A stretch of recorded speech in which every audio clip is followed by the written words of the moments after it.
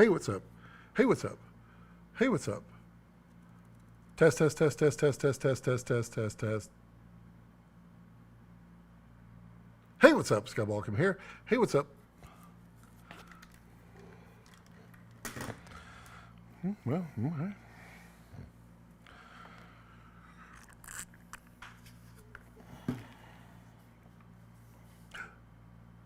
Well, all right. Apparently, I'm already streaming. That's pretty smart. Hey, what's up? Scott Balkum here with Imagination Creation Films, and well, I guess my finger hit the stream button. That was kind of fun. I was just testing the audio because, you know, I have such great audio all the time. But how are you doing? How are you wonderful folks doing? I'm going to pull this up here on the live streams, and let's see if I can manage. There we go. It's on. That's good. We're on live chat. I'm assuming it's going. Is it going? It shows it's going. Let's see. Live. I'm playing. Let's hear me. Yeah. I hear me. That's good. That's good. That's good. That's really good. Now the question is, will anybody join? Because I haven't advertised it. Why didn't I advertise it? Well, because I didn't want to. No, I didn't advertise it because, well, it's not a normal live stream. This is just me goofing off, having some fun. Testing the new cameras. I'm assuming that the viewers right now are just me. That is pretty typical. Unless you're out there, then say hello. Say hello in chat. We are messing with the ATM Mini Extreme today because we've got camera 2, we've got camera 3, we've got camera 4 way off in the distance, and then camera 5, which is balancing a box on a C-stand. Why? Well, because it can. Seems like a good idea, at least to me. Stream's output is lower than recommended. That's fine. I do want to see, though, let me pause that. I do want to make sure I keep track of the stream drop frames. There we go. Which is okay. It's going through some good times and some bad times. But how is everyone out there? How are you doing? Is it a good Friday? I have this Friday here this time. Just my schedule is all over the place. Work is, you know, I could use a few more jobs to really feel better about life. But you know, how's your work? How are you guys doing? Is it dropping? No, it seems to be okay. It's I got the audio worked out. I'm not going through StreamYard anymore. I'm just going directly into OBS, so I can't put the chat up quite the same way. I'm playing around with a few ways to do that. I could just capture the screen and just pop it up there. I mean, that is completely doable. I just haven't done it. Quite honestly, there's a lot to figure out on OBS. Well, OBS I know, but there's a lot to figure out on the ATM Mini Extreme. I did not get the ISO version. I felt like, I mean, honestly, it would be cool to go ahead and generate some stuff, but I mean, I have 4K cameras everywhere, so why would I want to record the 1080 and edit that? It just doesn't feel the same way, but you kind of get it.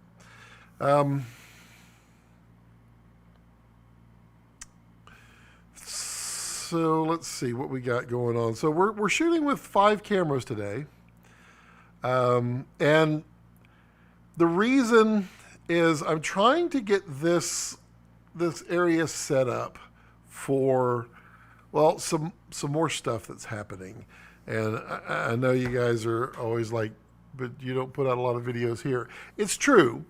The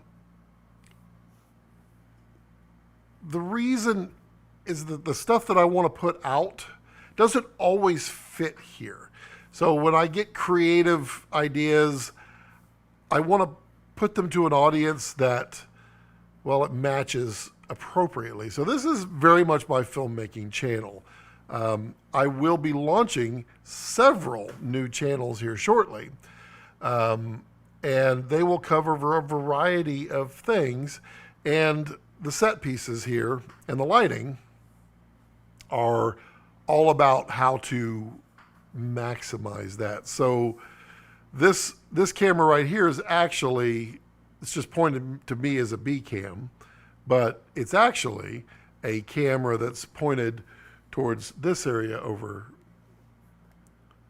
here.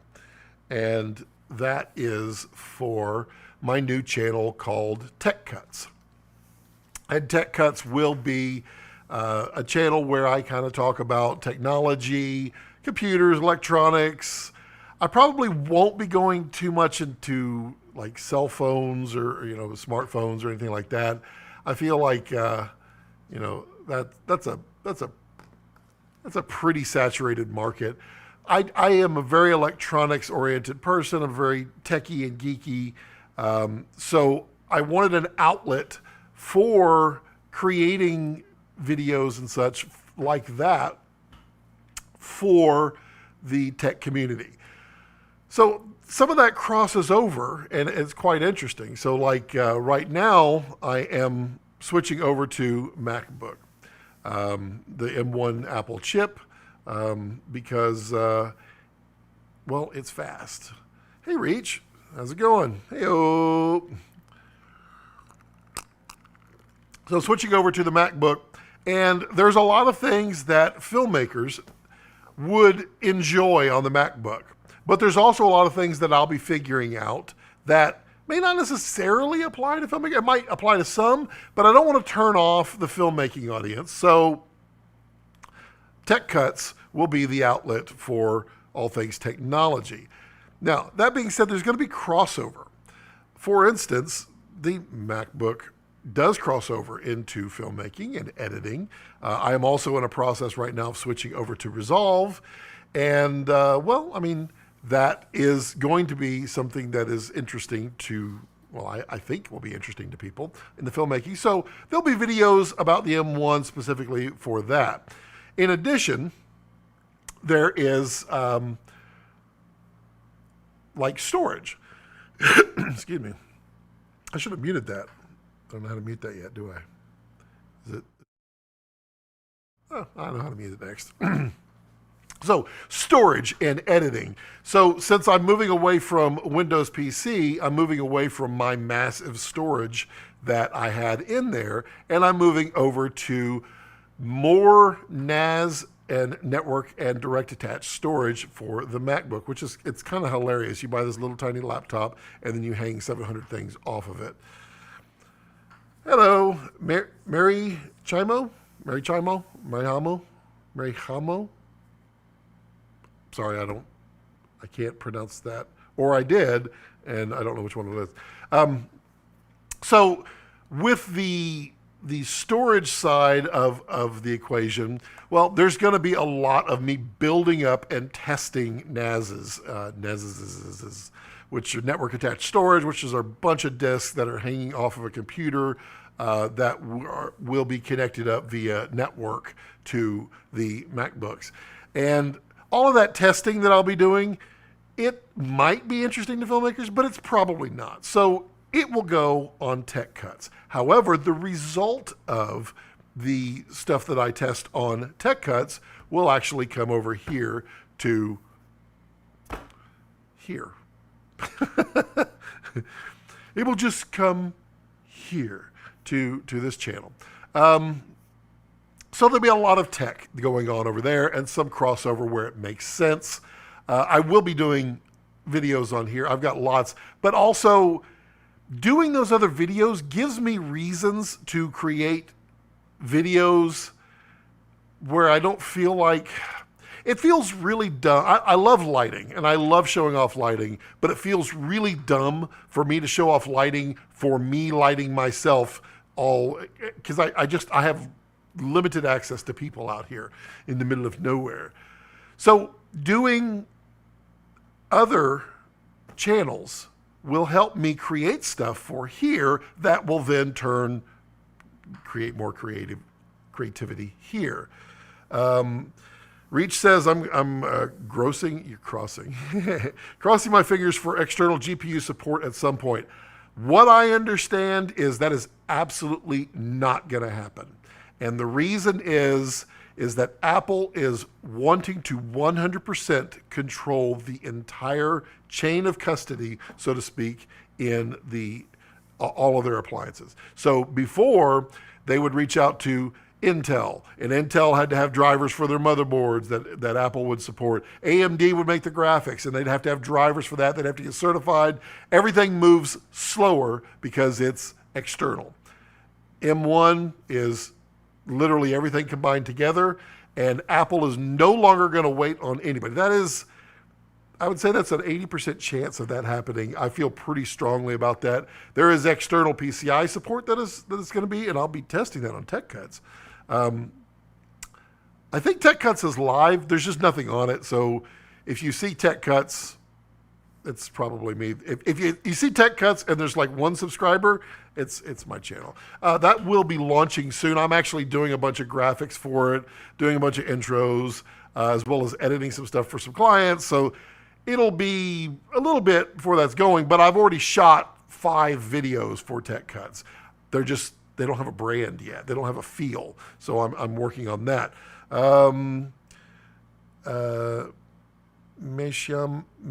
Mir is pronounced Mer Shemau. Mer Shemau. Is that right? Mer Shemau?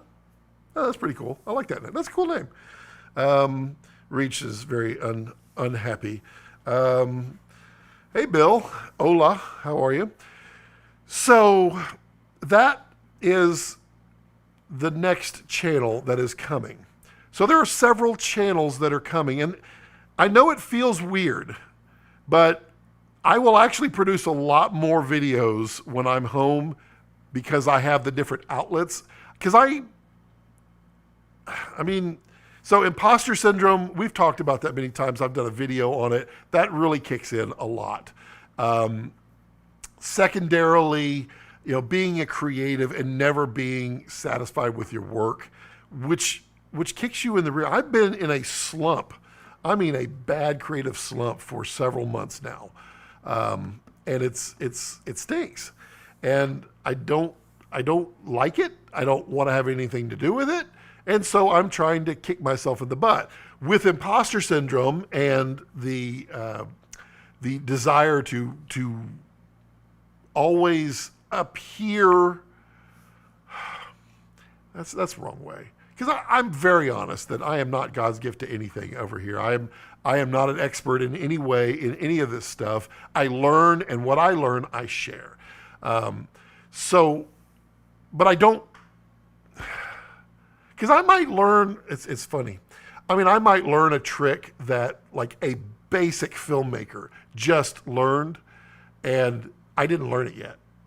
And it's embarrassing. It feels embarrassing, even though I'm 100% honest with my audience and you guys that I'm not always got the answers to everything, and then I try, but it still grades on you. It still has an effect. So doing these other channels will help spur creativity, because on some of these other things, well, I am more of an expert. For instance, in my former life, some of you know this, some of you do not, I used to build enterprise storage networks for Fortune 500 companies. We're talking petabytes. And I was an architect for this. That's what I did. So I have a little bit of background in storage and storage technology. Now, I'm not quite up to speed of the current stuff. I stopped doing it a few years back. And that's okay, because I like to learn it, and as I learn it. But I have a firm foundation, and I can do stuff from, well, literally 20 years ago that will blow your mind today still with storage. So I've got all that background for tech, and so I'm far more confident in showing off tech on that, but that will help me with this, and it gives me excuses for lighting and such. So that's additional channel 1. So there is additional channel 2. So what is additional channel 2? Well, it's a cooking channel. And it already exists, and I have talked about it many, many times, and I just kind of used it as my kind of dumping ground for things that I didn't feel like would fit on this channel. And that is the raw cuts. So if you are not a subscriber of Raw Cuts and cooking interests you and listening to me make and cook things, well, then go over to Raw Cuts and subscribe to that. All of these have a different look. Now, the Raw Cuts is the only one that I don't have a scene in here for. I'm working on it. So this is the studio space. And now I have a master wide, which is hilarious. And last time someone joked that when I was live streaming, I wasn't wearing pants. I'm wearing the same shorts I always wear, but it does look like I'm wearing underwear. Now there's a monitor blocking. So in this, this live wide here, you can see off that direction is another, well, almost half of a studio. It's pretty close. So my studio is 20 feet wide total. This wall, I don't know if you noticed or not, this wall right here, I moved it inward, and I compacted the set a little bit, about 2 feet. And I did it a while back, and I didn't tell anybody. And I don't think anybody noticed because my set still kind of looks the same. In fact, I like my framing better. I think being able to get both this lamp over here and this wall over here, I think it fits the need better. He says, okay, let me. That's a quit. Come on now. Raw Cuts. Let me link. Okay, Raw Cut. That's interesting. I didn't. There's quite a few. Wow. So let's see here. Raw Cuts. There we go. So this. Really? Come on now. If you. There we go. Okay, so it's coming over into, and I just left my live screen. There we go. So here is Raw Cuts.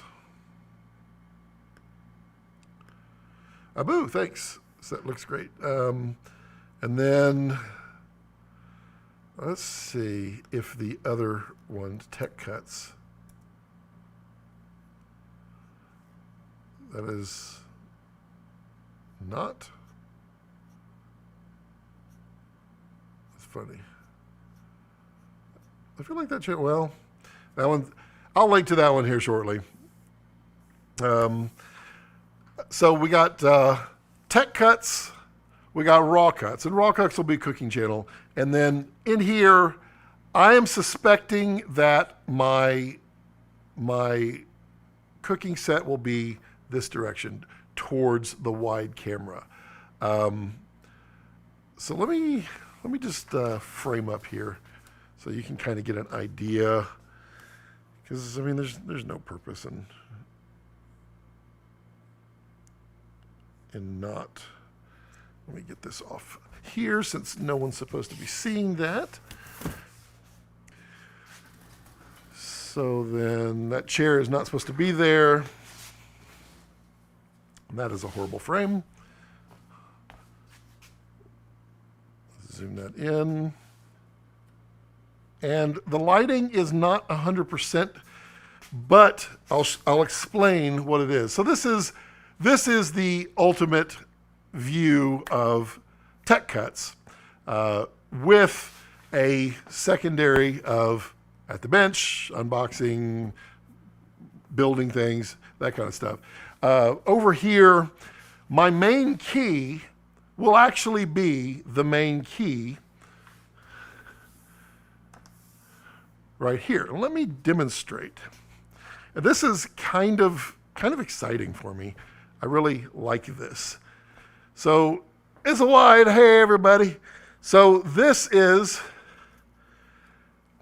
on a swivel. So I can swivel this whole thing over, and with this same exact light, bringing it all the way over here at a 45-degree angle, actually lights up. I'll just do it briefly, just so I can, I'd say show off, but I don't know if it's truly show off. Wouldn't it help if I switch camera lens? There we go. So all of a sudden, I have a much better key. It's not quite as bright. There's a different lighting that I do. All the lights are aperture lights, so they easily, let's put that over there, they easily just adjust. In fact, I'm supposed to be just like that. They easily adjust to the different things. So I have tech cuts. I have my Studio Pretty for this. I have more over here that we'll talk about. So that's one of the things for tech cut. And everything's going to have, it's all going to be based on kind of the same thing, but just a little bit different. Now, let's go back to the wide here. Now, the cool thing here is this. If I bring this back, I can actually, let's just take it to there. I can rotate it all the way around back over to here to where this 4x4 floppy is. And it sits right here, which I can then key with the 600D, and I can stand back over here. Now, what does that look like? Well, let's, that's a silly background, but okay. So it looks like this. Let's get this box off of here. Let's get the C-stand out of the way. Obviously I was pulling focus. So here I am. I have no idea. I cannot see the key, but we've got a green screen behind me. And it can do, well, I mean, it can do green screen. There's nothing special there. I'm just doing it with the ATM Mini because it's kind of fun. But I also have the talking head in front of this. But I can also change, because this right here, I can bring down some neutral gray. Oh, no, I can't. Wow. Well, that sucks. Wow. Boy, I messed that up. Yeah, okay. Well, I can't bring that down at the moment. It overlapped on itself. And now it's dirty. But I got some neutral gray I can bring down. And then this being a Nova, it can blast a different color. So you get multiple off of one swiveling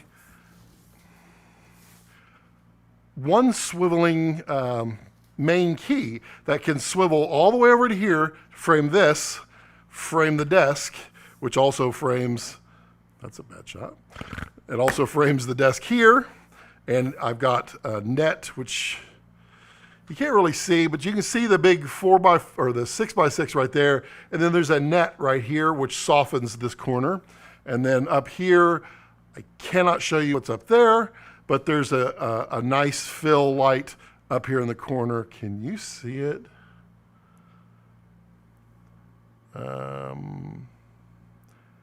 You can't. Good. You also cannot see that light. You know what you can, yeah. So Yeah, that.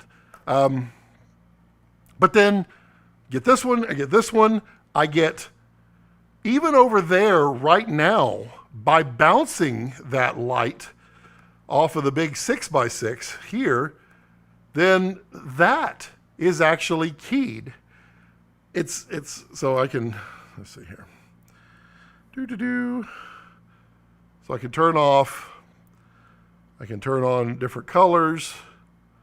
I mean, we can do everything all in the background with that, and then turn it all the way around, and then I get a key this direction for nice, clean kind of talking head standing up against a colorful background, as well as a green screen that, well, that was not what I was, okay. Well, that's interesting. Let's just do that. Yep, I like that. That's a horrible frame. Who did this? Who's the DP over here? There we go. Turn that back off. That's where I was going. But YouTube is not receiving enough video to maintain streaming.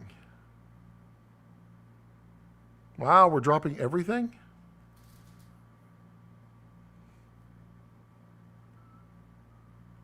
What's going on? All right, let me do a quick little setting here. Settings. I hate this. This is such a pain in the rear. Let's go to 1000. Okay. Does that help? Let's see.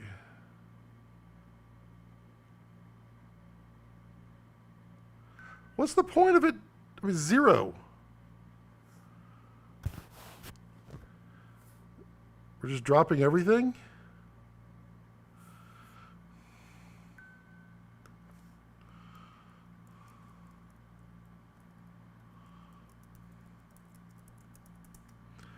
Come on.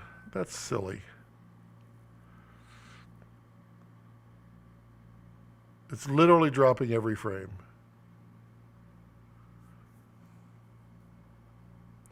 Okay. We're back. Nope, we're not. My internet. Man, I cannot wait for Starlink. Okay. It says we're back. Okay. Let's see. Reach says subbed. Cool. Thanks, dude. Handmade with hearts. Hello, Malia. What are you going to shoot first with this fancy setup? Well, I've shot 5 videos for tech cuts. Is it still dropping? Why is it dropping? This is pathetic. It better not be. No, that's not uploading. What is it doing? Man, I'll tell you, day in the life of a Balkum live stream. It's pathetic. I can destroy myself here. Nobody can destroy me like I can destroy me. It's better. Quality is probably, but at least we're streaming, I think. Sorry about that, folks. Okay, so tech cuts, raw cuts for cooking, which will be that direction. And then the next one, I don't have a name for it yet, but it's going to take place back over here. Who's in charge of this Mickey Mouse? Yeah, no kidding.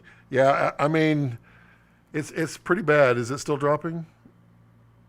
No, we're doing better. Okay. Also, this is not affiliated with Disney, so it's not a Mickey Mouse production. Split screen. I can do the split screen. Let me see here. If I go to that one, and then I go to there. There you go. There's a split screen. I got to remember to do that. There we go. And am I dropping frames? Dropping a pathetic number of frames. I'm just going to keep streaming. I hope that you hear me. I hope that you hang in there. I really wanted this to work. I really thought that it would work. This is bad. I embarrassed myself. Okay. So the other channel is going to be over here. And I don't know. So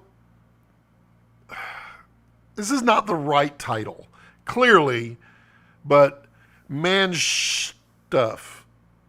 And I don't want to call it man because it could be anybody. It doesn't really matter. It's more the generic historical reference of used to be something that men would do, but anybody can do it. But it's going to be me talking about, say, whiskey, cigars, that kind of stuff. I don't know to what in depth, but it'll definitely be an outlet for me to just kind of chit chat about just generic stuff that I enjoy doing as my pastime. How many frames are we dropping? Yeah, all of them. So that, if you have any names that you can think of for that, because I promise you, Man Cuts does not sound good. And so I'm not going to name it Man Cuts. But if you got a name for that other channel, that'd be kind of cool. So there are going to be 2 other channels eventually. I'm not trying to overdo myself. What I'm trying to do is, when I'm doing something that I do, because I do a lot of different things, I want to be able to pick up a camera and document it as I'm doing it. And thus, I'm creating and it's helping. +1 for man. No, we're not doing Man Cuts. No, we're not doing that. And the other suggested one was hilarious. It was another name for Man Cave, which is the ballroom. No, we're not doing that one either. But if you have an idea for a name, yeah. So 2 other channels that we'll be doing. One of them will be just generic vlogs. And the vlogs, I used to put them on this channel, and almost no one watches them. And that's okay. I don't expect this audience to watch those. But I feel bad just putting them in a place for nothing when some of it is filmmaking. So what I'd prefer to do is just dump the vlogs, the making ofs. Well, it depends. If it's a making of and it's filmmaking directly, then it's going to go here. But if it's a vlog of the making of filmmaking, it's going to go there. Day in the life. Vincent. Hey, Vincent. How are you? If it's just a day in interaction vlog, artwork, creative, painting, whatever, just me being me that is not filmmaking, then it will go on the vlog channel. And I don't have a name for that, but Scott Cuts could be V Cuts. I don't know. Vincent, I'm doing well. I'm dropping frames like crazy because I've got really bad internet, but I'm trying to branch out a little bit here. I need to figure out this ATM Extreme. It is it's very complicated, but it's very powerful too. But I need to set it up where I don't have to have it hooked up to a laptop, because that's no good. So the last channel that is coming, and I know you do not need to go subscribe to all of these unless they interest you, and I'll pimp them when they launch. It's going to be around music and my creation of music. My intent has always been for this channel and other channel. I just shaved. I literally just shaved just now, like an hour before I went live. This is 3/8 of an inch here. Got the half on the sides, and then I have no hair on top, so it's not really a thing. But yeah, I didn't shave here, not at all. But this is my beard. I've rocked the beard for a long time. Okay, so music stuff will be the creation of music, and I've always intended for the stuff that I create to actually be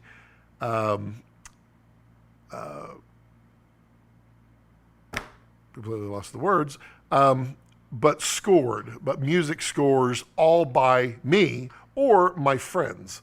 For instance, the intro to this channel, it changed, a couple years back, and the intro to this channel was co-written by my friend Bill, not that Bill, but a different Bill Hertzing, and he and I co-wrote that one. And then the tech cuts, he is writing 98% of it. He's writing it, and I guess I'm kind of throwing in some flavor from me into it, but it's all his idea, and I wanted that to be his idea because I like his way of thinking. It's complimentary, which is probably why we've been friends for 30 something years. So, music, vlogs,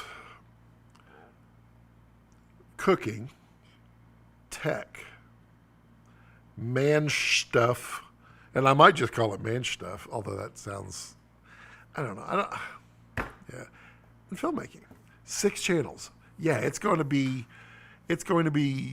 something else. However, my intention is vlogs will probably not get a lot of love, and that's good.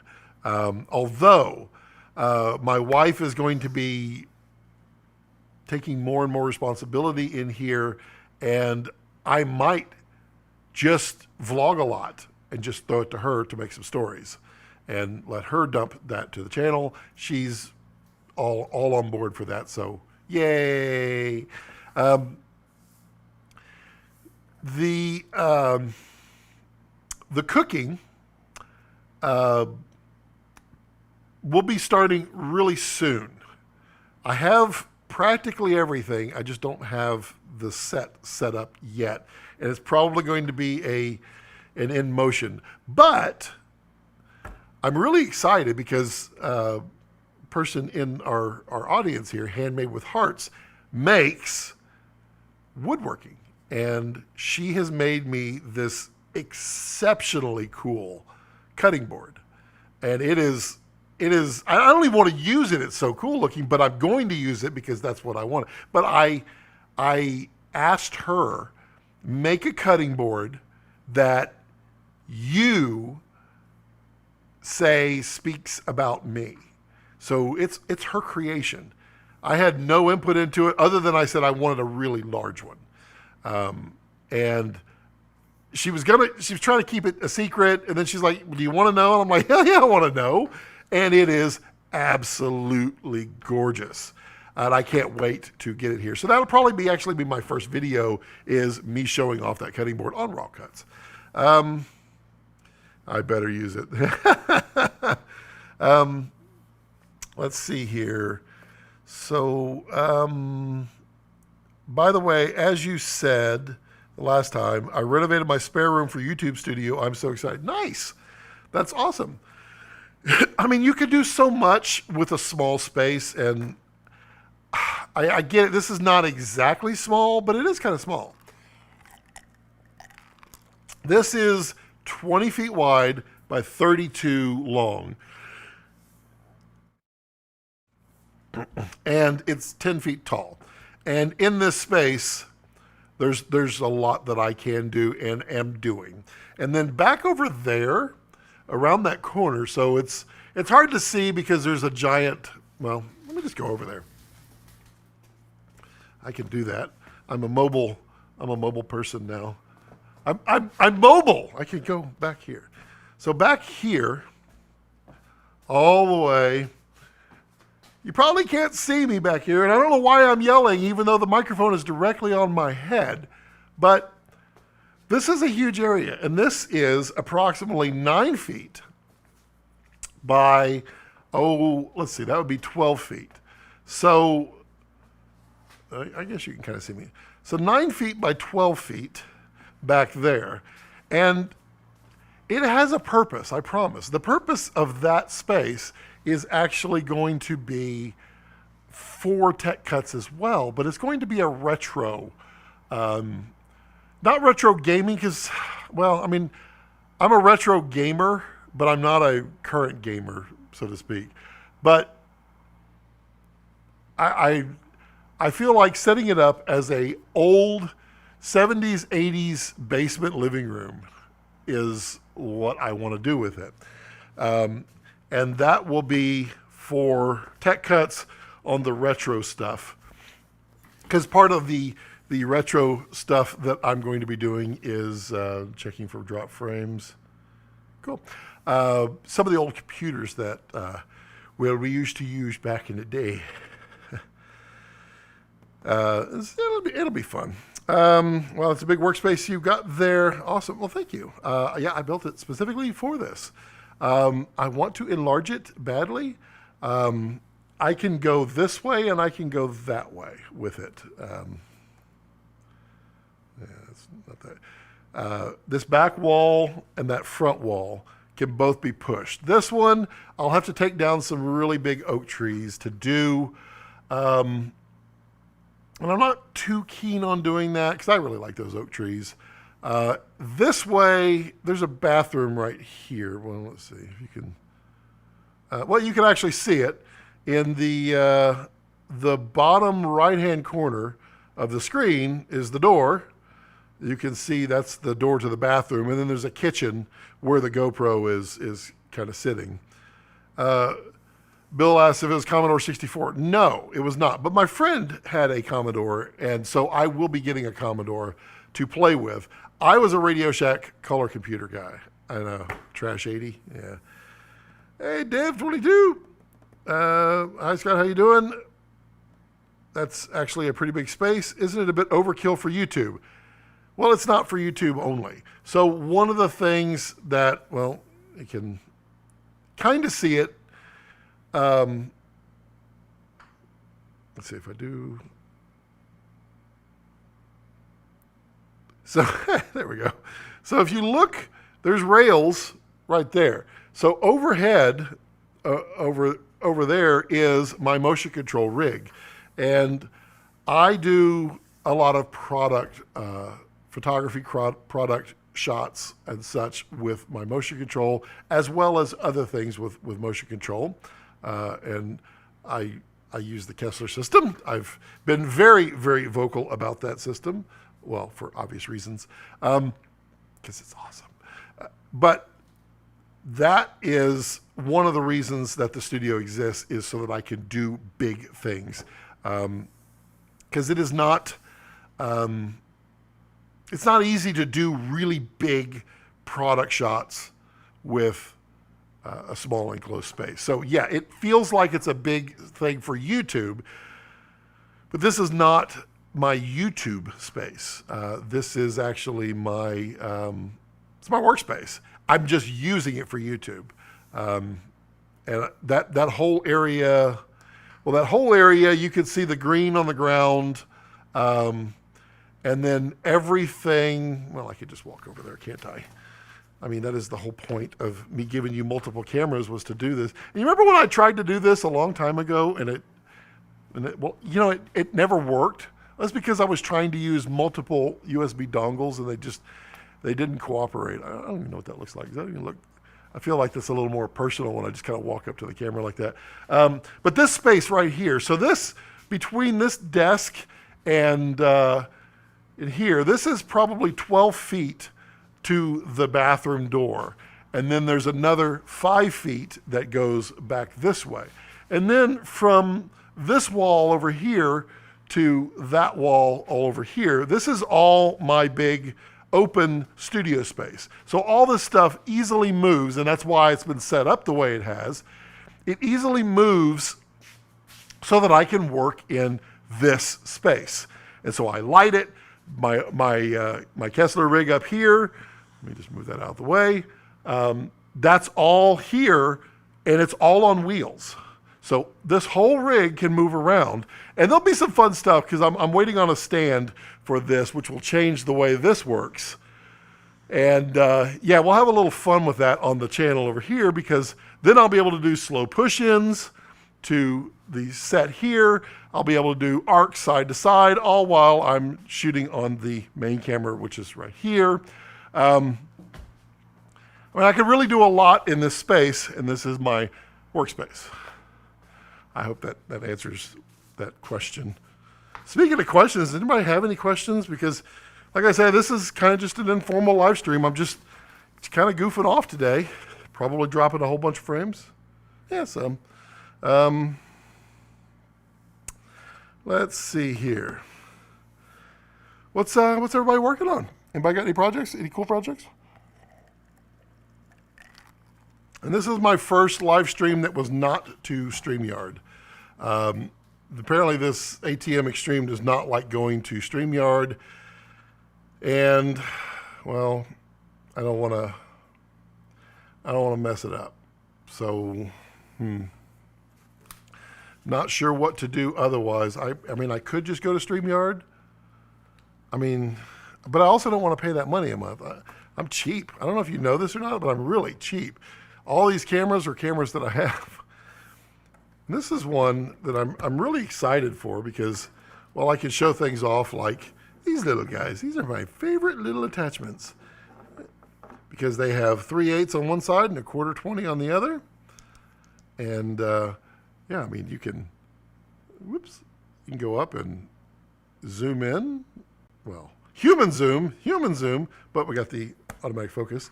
And then I can show off things like this cool little puck,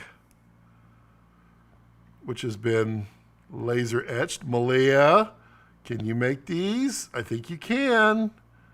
And it's just it's a puck of aluminum, but it's got the red logo on it. You're a red girl. You need to, yeah, you need to etch those. So there'll be some explainer videos coming up on the filmmaking side and obviously on the tech side. There'll be more lighting demonstrations, and I'll probably be breaking down these lighting conditions. Making sure I'm not dropping frames. Jared, well, okay. So Jared will give you the okay to make these, but you cannot sell them. That's the problem. The moment that you sell them, he's an absolute no, because that's property of Red. So I get that. Upcoming, boy, I mean, I've got a full shelf over here of stuff to review, and I'm going to get to them. I even said that last time. The next thing you'll see reviewed from me is going to be the B7Cs from Aperture. You are asking for a small rundown on my overhead camera.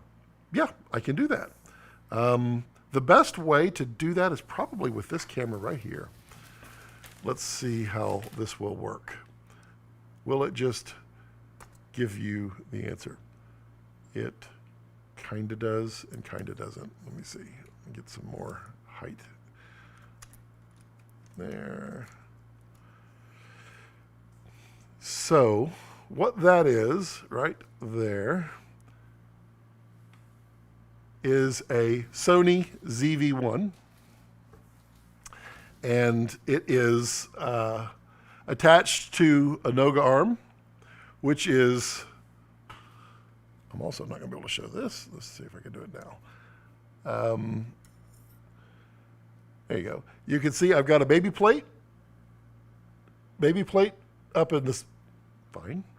Baby plate up in the ceiling with an extension arm down to a clamp or a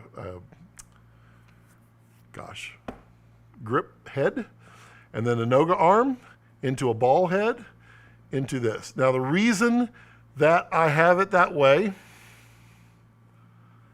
is, well, it's quite simple.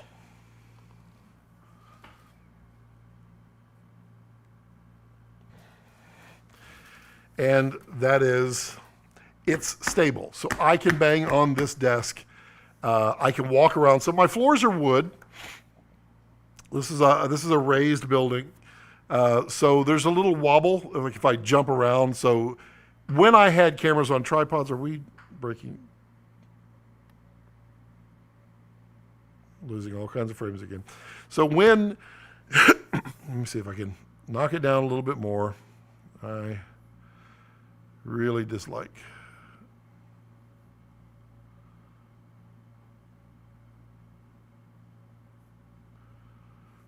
Let's see if that helps.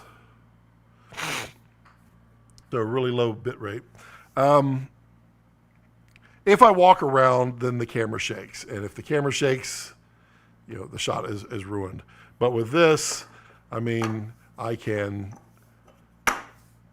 keep the products really, I chose the product that moves. But I could keep the product completely still as I move it around.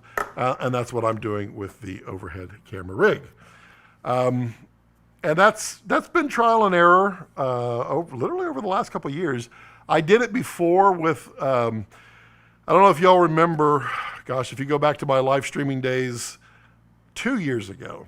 So this desk right here, I actually had a rig mounted up to the side with bars, trusses overhead, and then I had lighting that was hung from it, and then I had Logitech webcams up top. And quick little secret, I sold the Logitech cameras like right when 2020 started, and everybody had to work from home.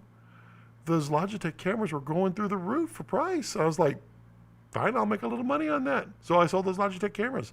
I did that. I made like twice the amount of money. I put them on eBay. It's kind of funny. So I had that overhead, and I just did not like the Logitech cameras. I mean, I'm a filmmaker. I want high quality, even though my nose itches when I talk.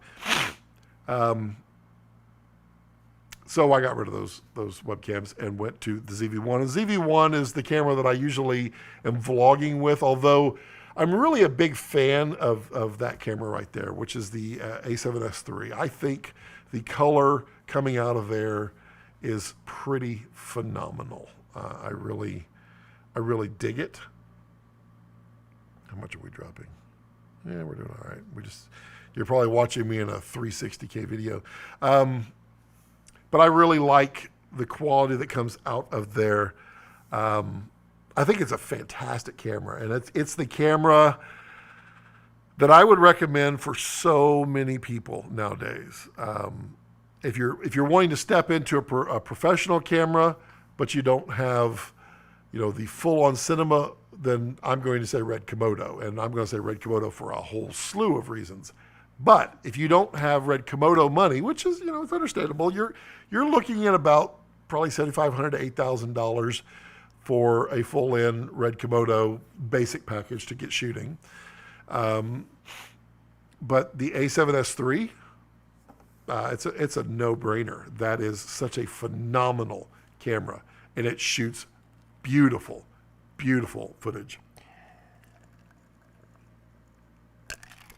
But if you want to shoot raw, you got to enter Red World. I mean, you can do Blackmagic. Blackmagic is pseudo raw, and I mean, with their Gen 5 color now, it looks really good. I'll give them a lot of credit for their Pocket 6K is a really nice camera. It's not raw; it's pseudo raw. And what do I mean by pseudo raw? Well, pseudo raw means that they're processing the raw image and then saving it. So you're not actually getting raw. You're getting close. You're getting some benefits of raw, but you're not at real raw.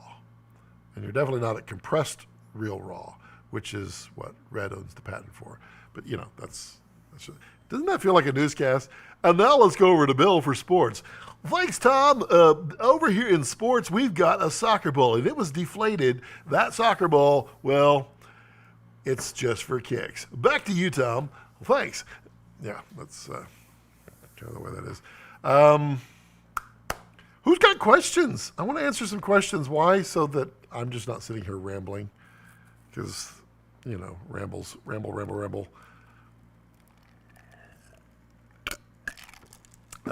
Quick rundown. That's A7S III. This is ZV-1. This is A7R3. That is my Red Dragon.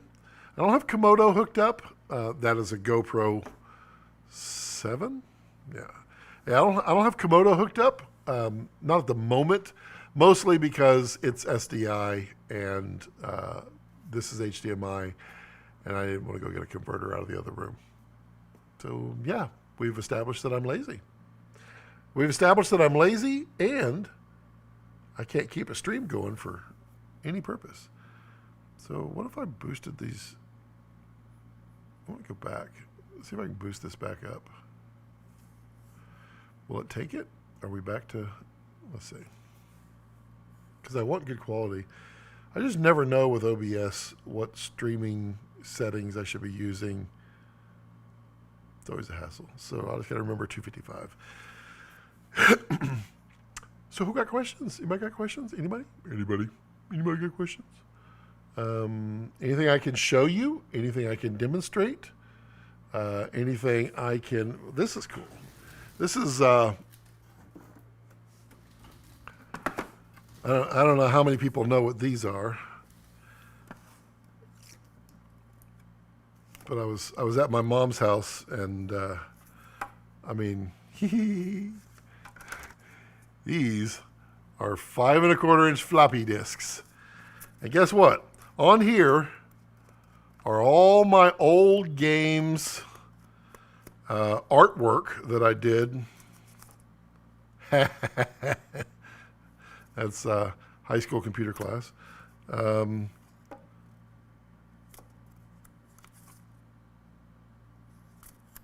Yeah, I mean, there's so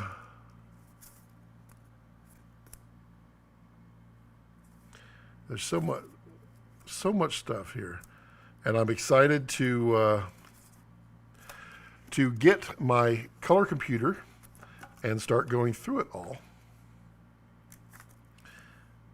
Did any of y'all ever have, there's music? A lot of my artwork.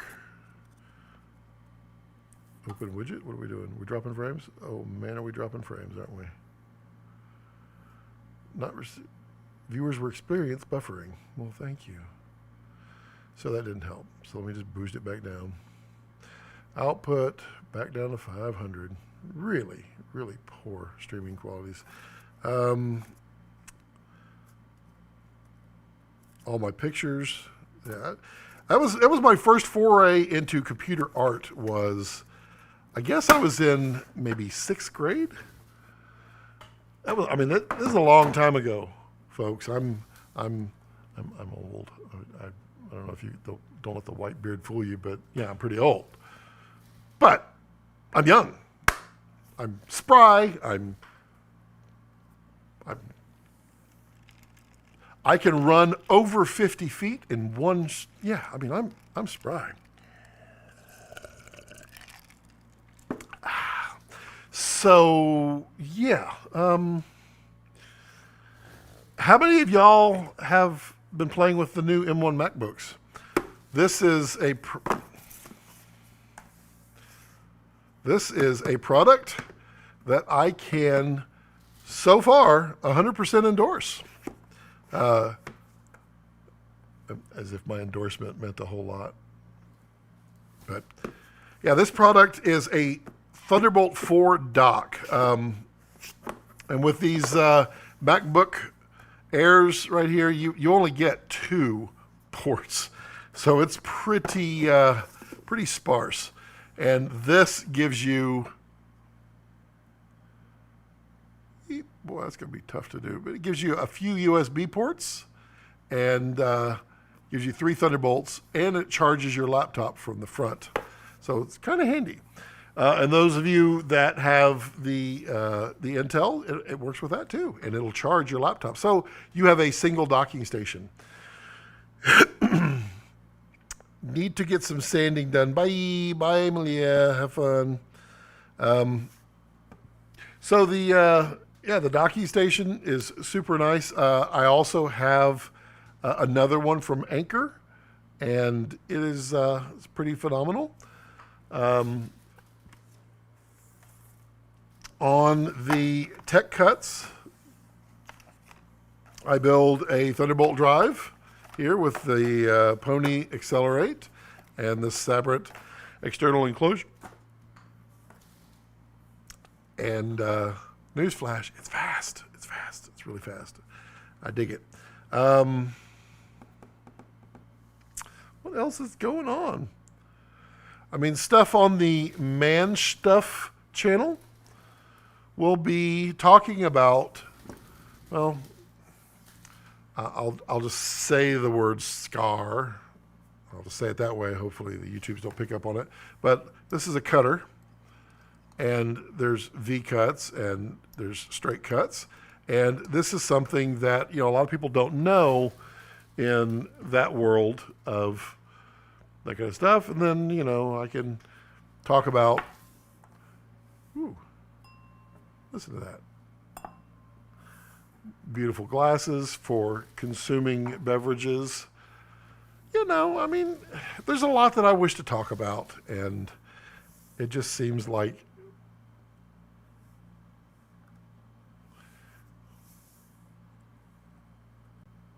ooh, that's pretty.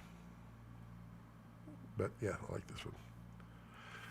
It just seems like a good place to go. So, who's got questions, or are you just listening in the background? I mean, that's cool. I've thought about all the edits that I've got going on. I thought about just running a live stream while I'm editing and just chit-chat with people. Probably won't get much done, though, would I? I probably wouldn't. I know me quite well for that. Let's see here. Why is this doing this? It's not locked up, is it? Is that locked up? That's weird. Any suggestions on stands for the Kessler shuttle dolly? Yeah, absolutely. Where can I go to show that? Right here. Okay.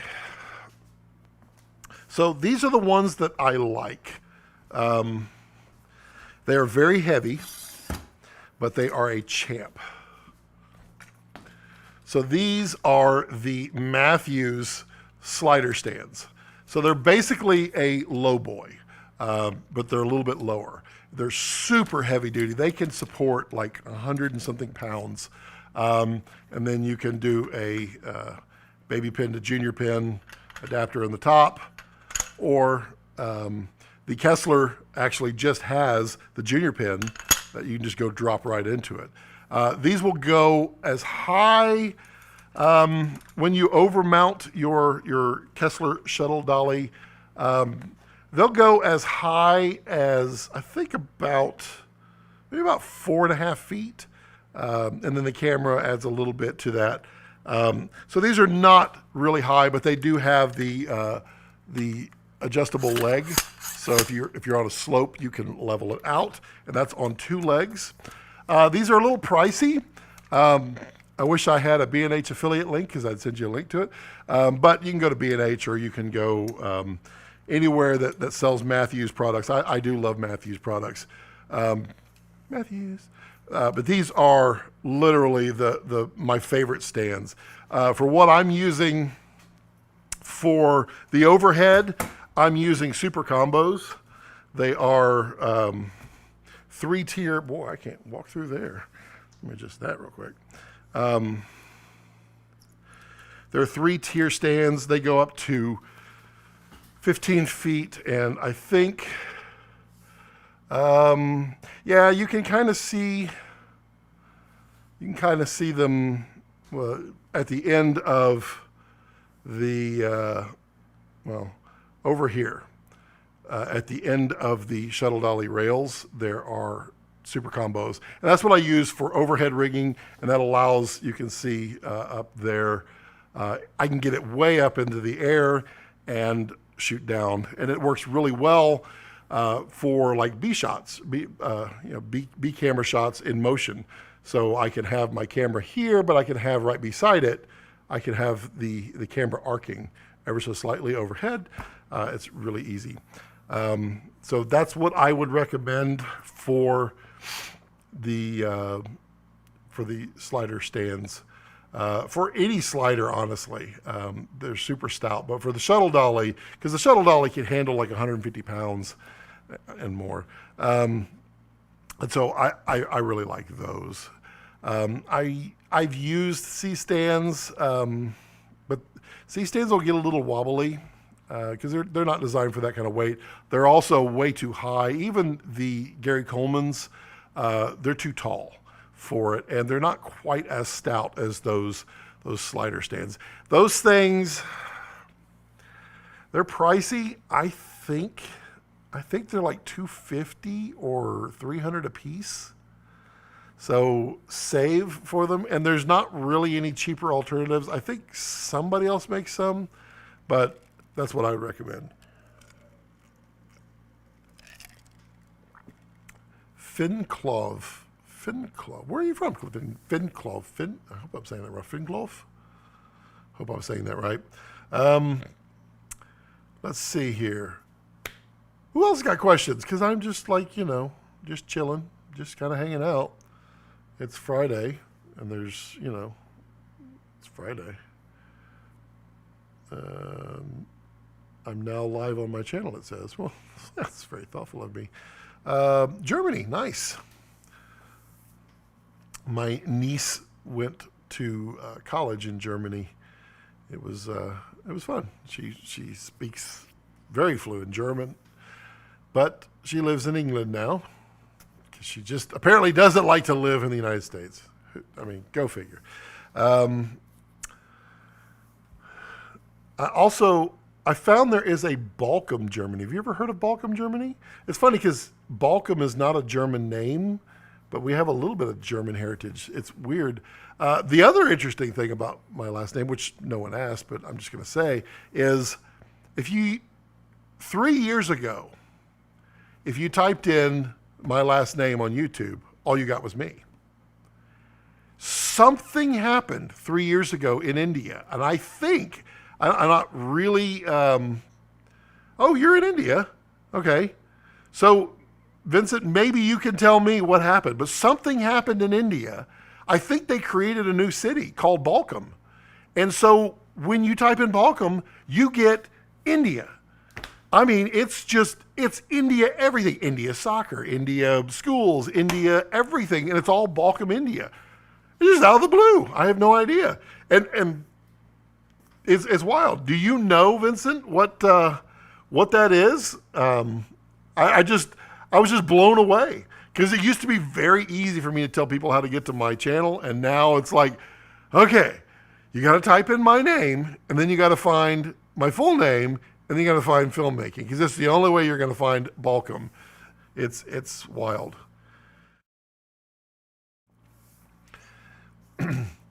Let's see here. 1:30 a.m. Wow, you're staying up late. That's late. It's 3 o'clock. Wait, how can it be 1:30? It's 3 o'clock here. Are y'all off by like half an hour? That's wild.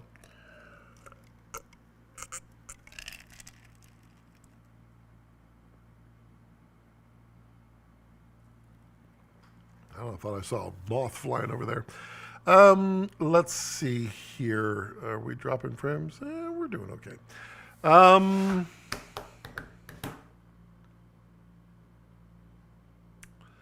Music stuff. Been having some fun with music. Been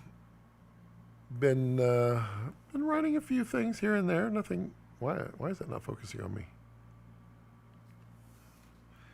You should be focusing on me. Bing. Boop. Focus and then focus. There we go. Well,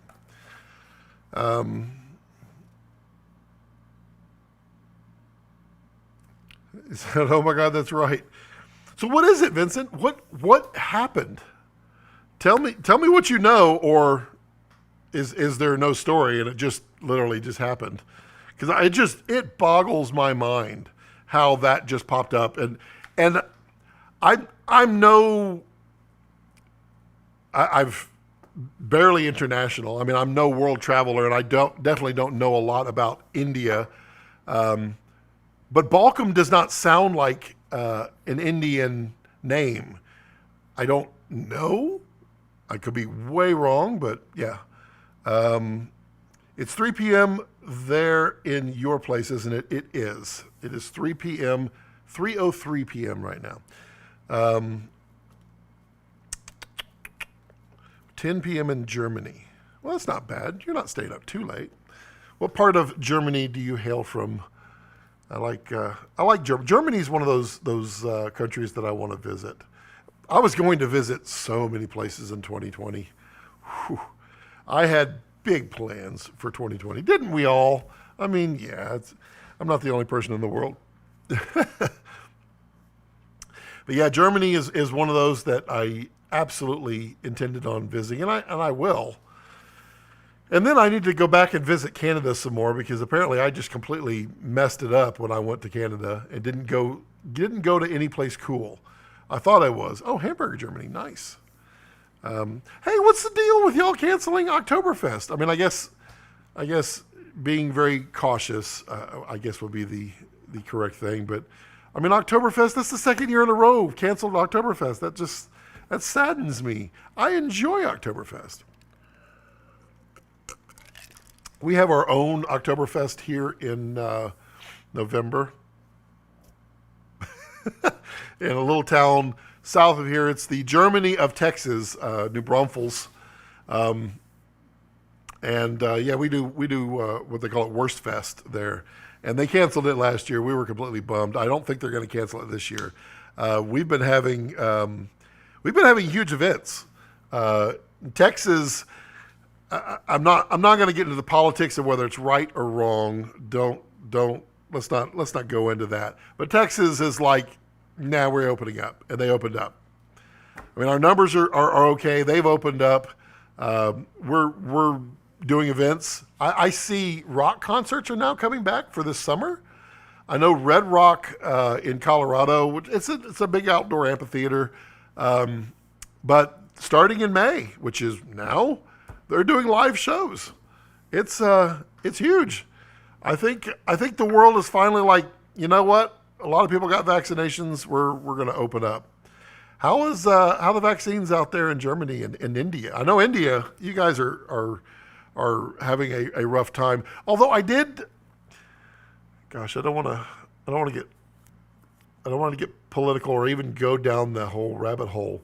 But I did read that India sounds really, really bad, but that India as a whole is actually not that bad. It's just that there's such a huge population that it sounds bad.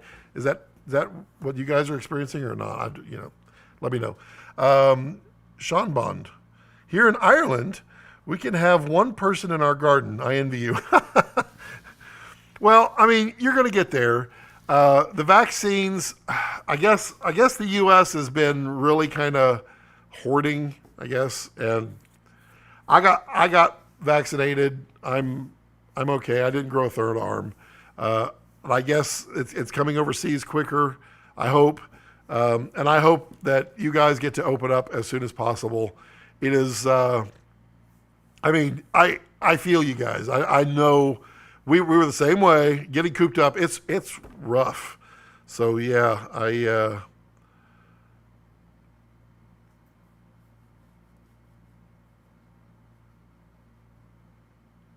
yeah, okay. So just it's getting better in Ireland. That's cool.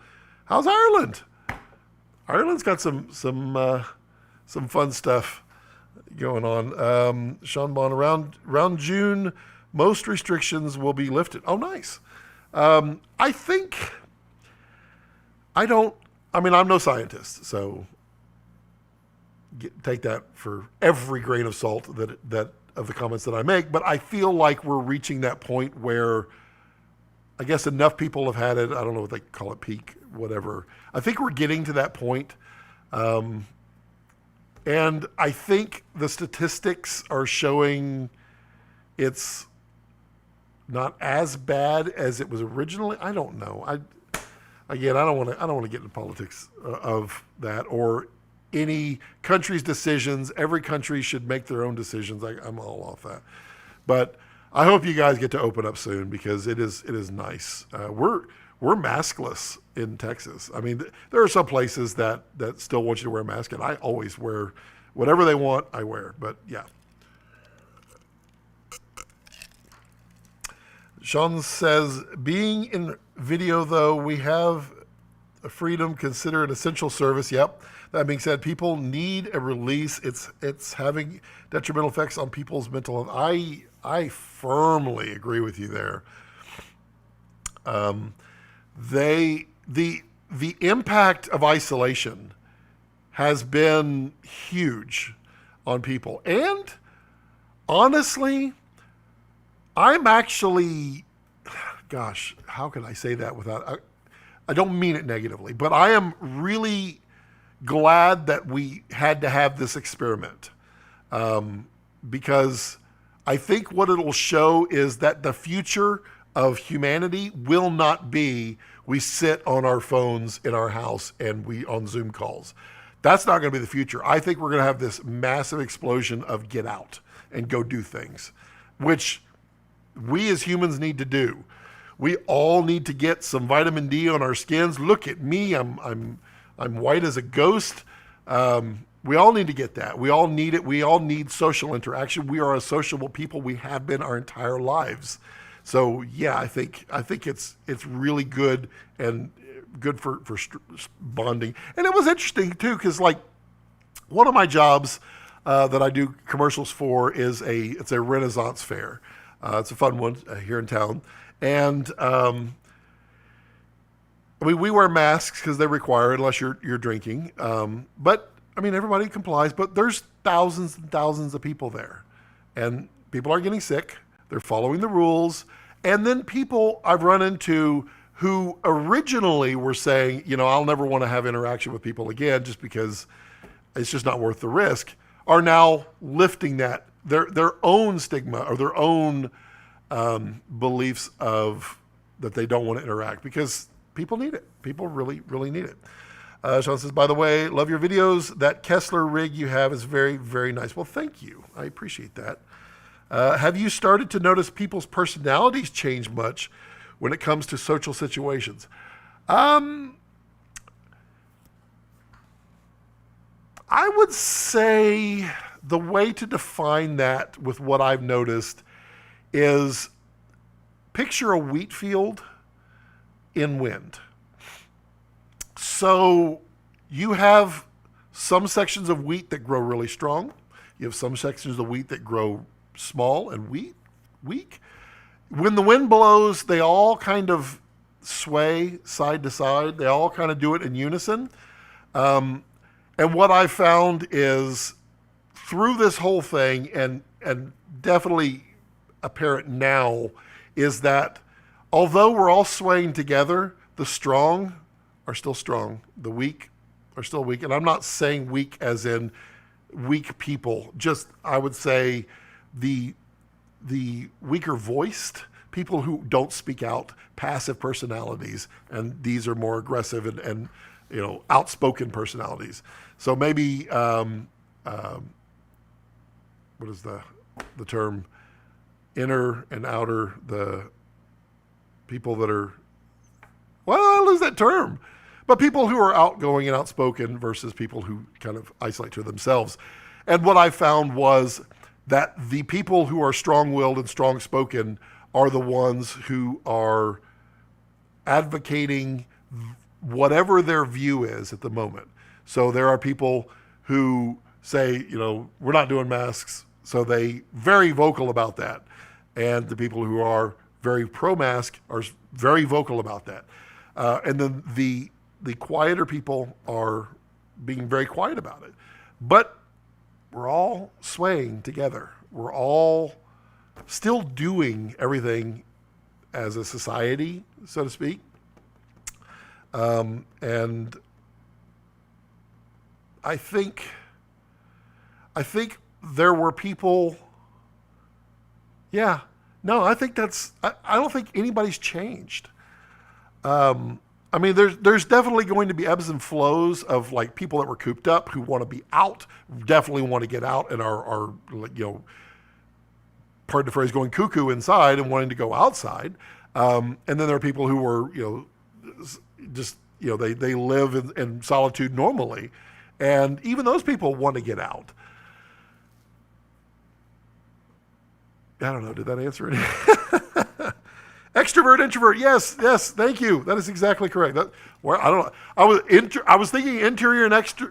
I couldn't think of vert, but yeah, introverts.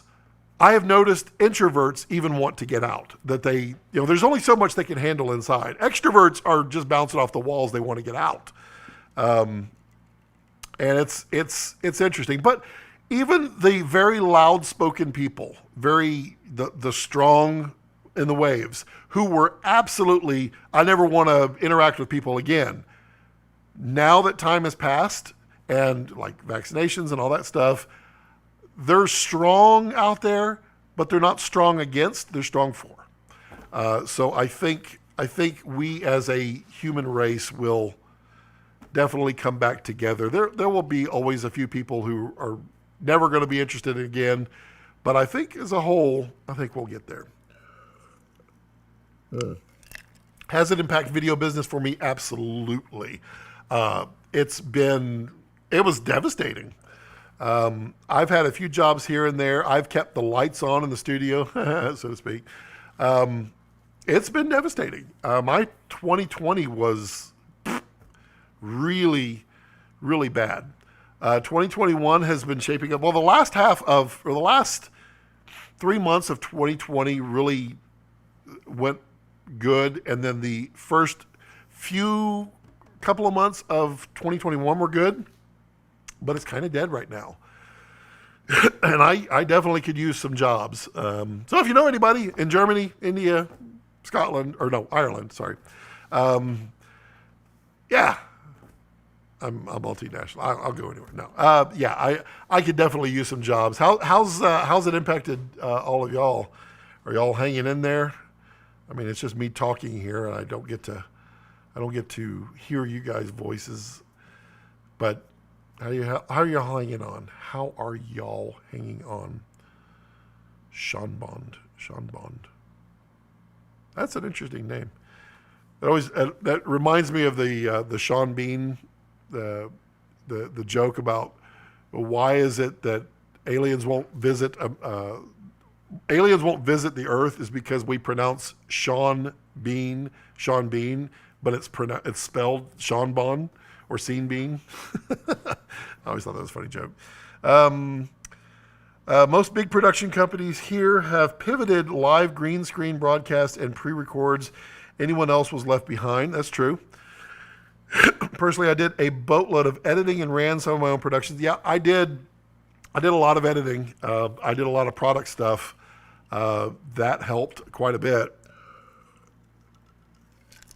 But I was planning on being big exterior commercials space in 2020. And 2021, I'm doing stuff. I got it. I mean, it sucks in this world. You can't really talk about what you do. A lot of NDAs. I just did some work for one of the largest companies in the world. Very happy to do it. Was excited to do it. It was not my production, but I DP'd and cameraed and did most of, I did the technical stuff. And it was a lot of fun, and I enjoyed it. I hope to do that again. It was a good shoot. Big stuff. I can't wait to see the commercials, but when will that happen?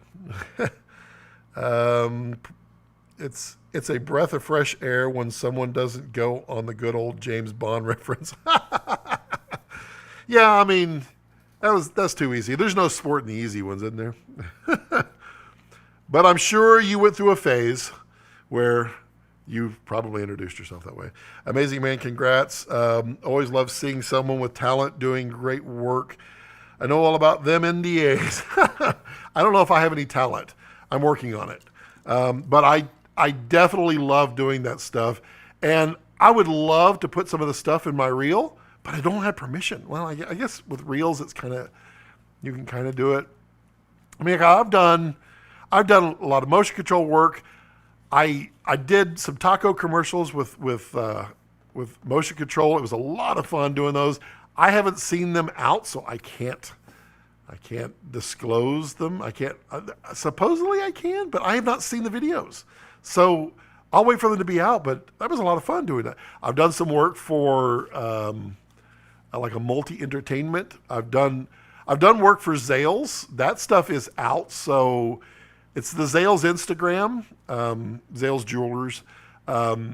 It's I just DP'd and did the camera movements. I didn't do any editing or anything like that, but some of the stuff, not all, because Zales puts out a lot of Instagram videos, but they're like stories, they're quick stories and all that. That's all. Well, some of that was done by me. I can talk about that now. Yeah, I mean, I've done quite a bit,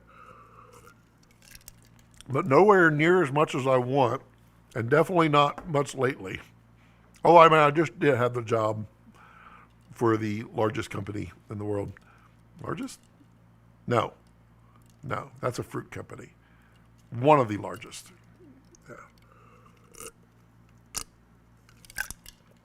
Yeah. The work I've seen on your product stuff is great. Do you focus mainly on focus control? It depends on what it is. Some stuff I try to get creative in how I move so that I'm not changing focus. But for the most part, I would say I'm running focus motors on like the, I guess you can't, well, there's the cine shooter right here. I'm running the Kessler focus motors on these if I'm doing any kind of three-dimensional work. I try to take pride in doing so my XY Kessler rig up there, which can go forward, backward, and side to side, as well as up and down, tilt and turn and all that stuff. I try to make the perfect arc, and I do that with the Bezier curves and the Kessler Chaos software to not have to pull focus, because I don't like pulling focus. But when I do, it's usually that. I have occasionally I occasionally will use the A7S3's autofocus with this lens right here. I don't have but one native EF glass, and it is the 28-70. And I bought it just so I could experience the autofocus on that. I've done autofocus. Sorry. I've done autofocus with the Red Komodo as well, and it does work. We did Red Komodo on the taco shoot, and that worked really well. I did also some focus pulls on it too, but all remote focus pulls.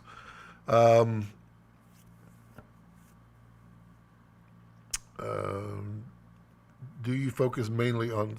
Yeah. So, yeah, I think that answers your question. I do. I have two. Are they over there? Let me see if they're over there.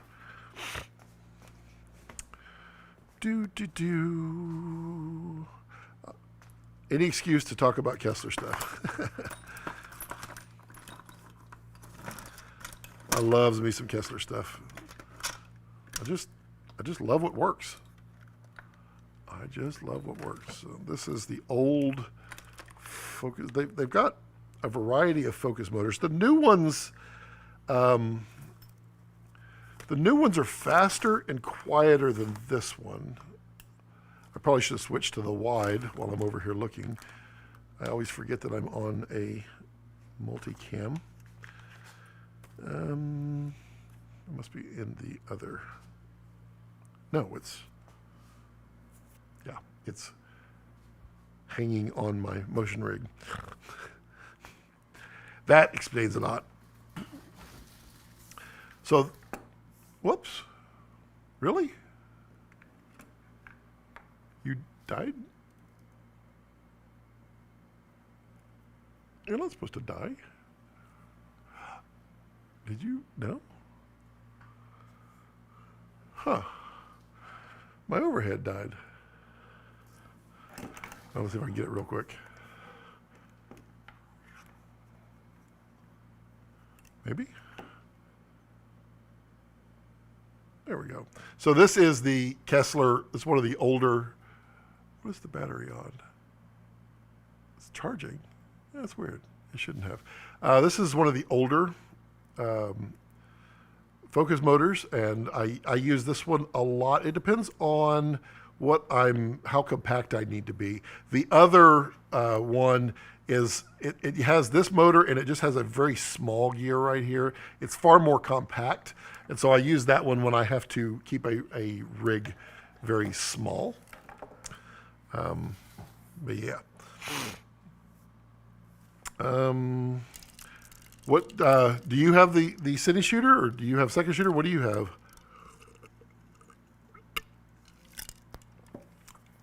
I love. Am I dropping frames? No, seem to be okay. I love the city shooter. It has been such a speed demon. What I really want to get my hands on, and I'm waiting for a friend of mine has the Wave camera from FreeFly. And so I want to get my hands on that because I want to do some high speed motion shots. And the Wave camera is okay, but it's available. I'm looking at investing into a Kessler dolly with some motion control, but it's a big investment. You are correct. So what I would tell you, definitely do your research on the investment and payback and what it will do for you. If you're looking to get into product shots or anything like that, I can tell you, with the exception of a robot, it's by far one of the best out there, because it is so stable and it's so fast and it's so flexible. For just generic dolly, I mean, the Kessler stuff is some of the best made out there. But there's Dana Dolly. Dana Dollies work fine. They've been around forever. There's no negatives to a Dana Dolly. The reason I like the shuttle dolly is that it ties in with the Kessler ecosystem. That's the main difference, is they've enhanced it, although it does have some cool. If you go back and watch my my review on the Kessler shuttle dolly, if you haven't seen it, it was kind of cool. I had suggested a few things, and then sure enough, they did them. They're like, "Yep, that's a good idea. We're gonna do that." And and now all the shuttle dollies have those modifications. It's awesome, and I love what the shuttle dolly does. The reason I like the shuttle dolly is it can handle a lot of weight, which the Dana Dolly can as well. But it has that, it interacts with the Kessler stuff really well. And I have what I call Franken rig, but I have all of that because the shuttle dolly can support all of that rig. The Cine slider is fantastic. It's heavy duty. I wouldn't call it backpackable, but people do backpack with it. I have second shooter. I never went into Cine Drive. Cine Drive is their top of the line, and it's getting a little long in the tooth. So this does so much of what Cine Drive does that it's hard for me to recommend it. Plus, I don't use it. So I have a lot of second shooter over here. Grab it.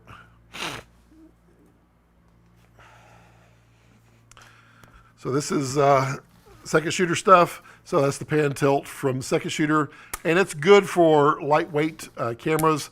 This pan and tilt. So the pan is solid. The pan is good for like 50 pounds. And if you saw the orbital rig thing that I did where I was spinning it overhead, that was all done with this little pan head right here. It's that capable. This tilt is the weakest link, and it's good for like 10 pounds, I think, on it. And that is the weakest part of the second shooter, whereas this does not have those limitations at all. And you can go 25 pounds on this bad boy with the HD support bracket. So what I would tell you is, if you decide that it's the money to spend on a motion control system is worth it for you, then I would strongly encourage you to look at the Kessler Cine Shooter. But I'm not going to tell you, go spend your last savings to buy it because it'll change your life. It will change how you do things, but you got to want to do that, and it's got to make sense to do it first. I hope that makes sense. I'm not a pusher, so I'm not. I mean, I love Kessler stuff, and I will tell you the pros and cons of every single product that they make and everybody else makes. But I'm not going to say, you got to buy the Kessler. It's the best thing out there. Make sure it makes sense. But I can tell you that the Kessler is, this thing is exceptionally powerful.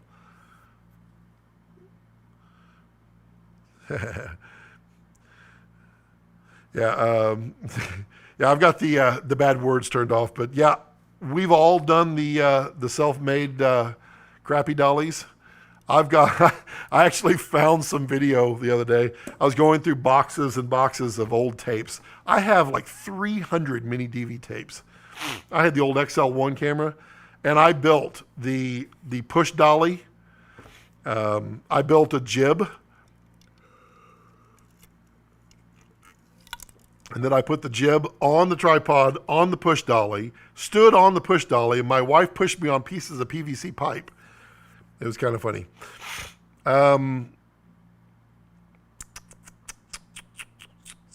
So let's see here. Sean says, I 100% need some kind of slider for what I do, and I don't want something that won't take high payload. So Kessler is what I'm landed on.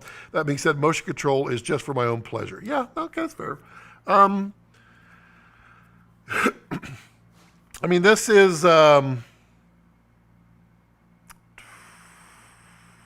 $2,800? Is that right?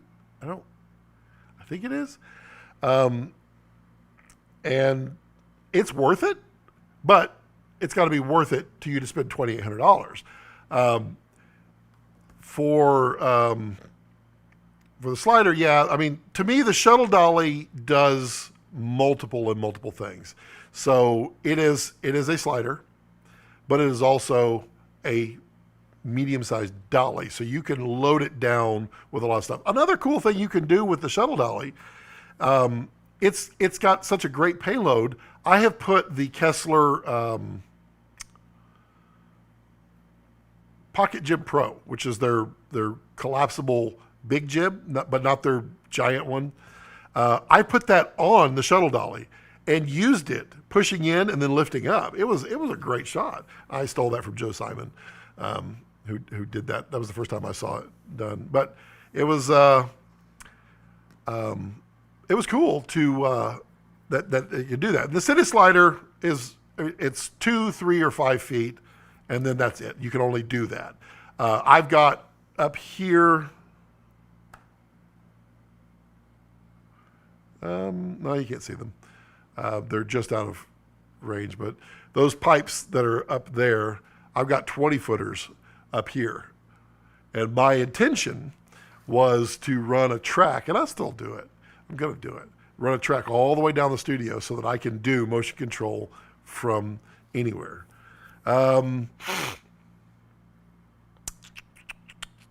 Gerald, how are you, sir? Hello, Gerald. How's life up there in the New England? No, not quite New England. East Coast. Yeah. Shoba. Okay, I see you got an Extreme. I got one too, plus the streaming bridge. We got to test this out together. Yeah, dude, there's so much stuff to learn on this thing. It kills me. It is so much to learn. And I wish it had some more simple features. I wish it wasn't so complicated, but I know what they're doing. They're literally taking their production switchers and downscaling it. So yeah, you got to do it. Orkin Oskin, hello. Yeah, the Extreme is pretty cool. I started with the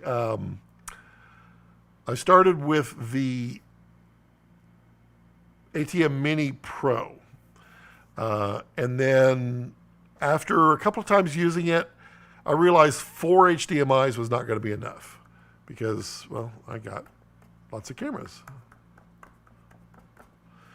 And then be able to plug in a computer, all that good stuff. So, yeah. The extreme is, it's extreme. I gotta figure out these macros. The green screen took forever for me to figure out. Man, not easy. Gerald says, all good here. Crazy busy, so I can't complain. Well, that's good. Video side of the business is taking over from the stills work quite quickly. Sean says, running a Mini Pro myself. Don't like that I can't multi-screen. Yeah, I feel you. There's also the, what is it? The Super Source. I can't figure that one out. I got to watch some more videos. I'm definitely not 100%. Whoops, did that wrong. There. I'm definitely not 100% spending all my time, playing with each thing, because I've got, as I said, lots of other channels. So if y'all didn't hear, I'm going to be launching several new channels. So we got this one right here, my main filmmaking channel. We've got Raw Cuts, which is my cooking channel. It before just had a kind of bunch of stuff, but it'll be cooking. We have Tech Cuts, so it'll be all technology discussions and adventures. Then we'll have Man Cuts, but not Man Cuts. It'll be something else, but it'll be talking about like alcohols, tobaccos, just generic stuff. I'll have a music channel and a vlog channel. Those are all going to be happening over the next 6 months. So as they come out, I will make a quick little video on this about them, just so people can get them. But if that stuff interests you, cheers. Let's see what else.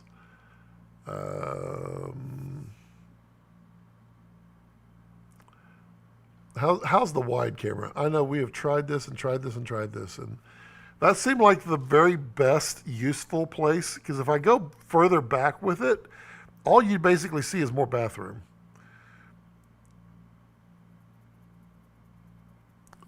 Jason Cross, Scotty B, looking good, my friend. Hello, Jason Cross.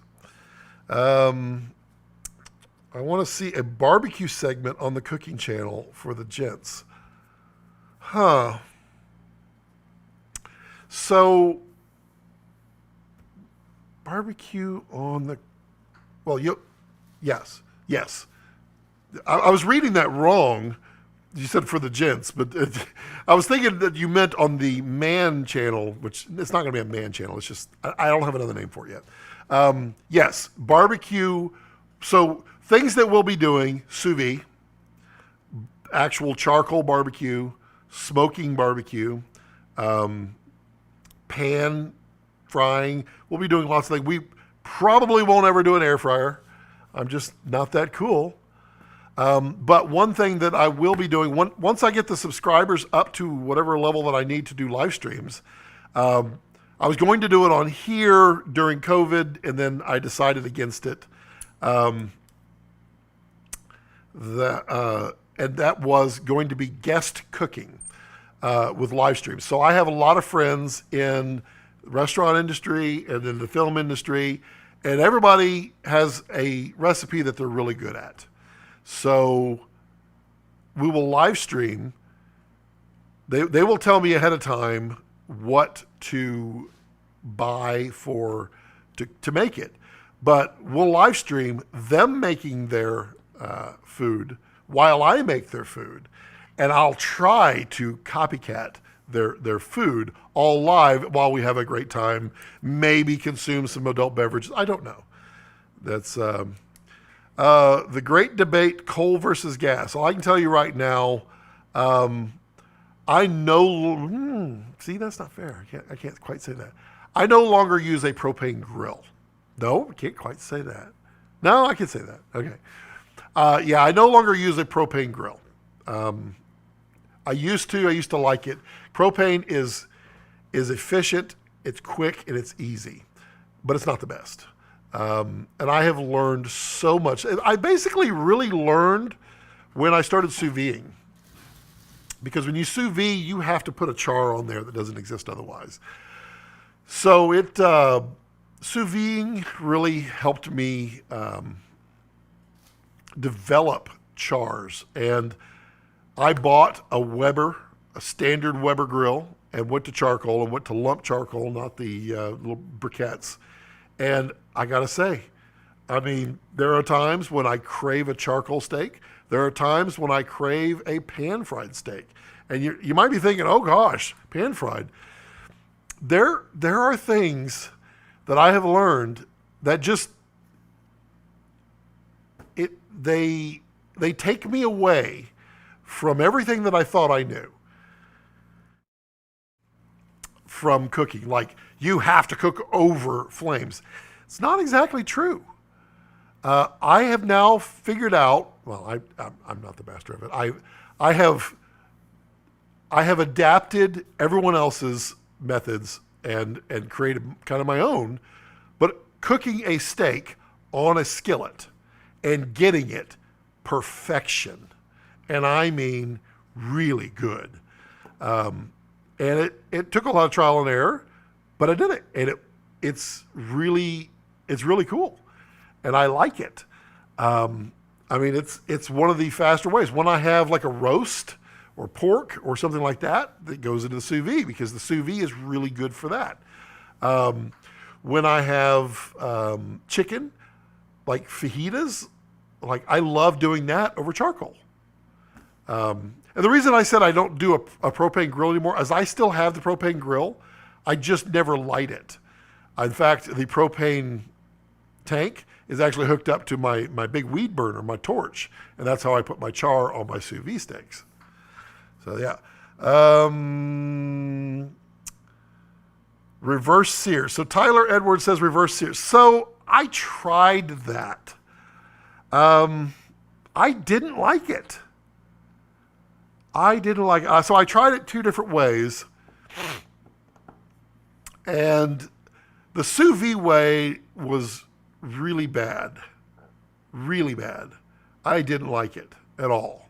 So the reverse sear with the sous vide is you sear the steak and then you put it in the sous vide and then you cook it the rest of the way. And it just lost the charcoal flavor. And I definitely like that flavor. Tyler, how are you? It's good to see you. Yeah, so on the raw cuts and the cooking side, wow, that's squeaky. I don't like that. On the raw cuts cooking side, that one will have a lot of. If you follow me on Facebook, you've seen all my posts. I'm always posting my food. I'm sorry. I enjoy doing it, and people like it. So, reverse sear is opposite. Sear it on the. Oh, okay. Well, okay.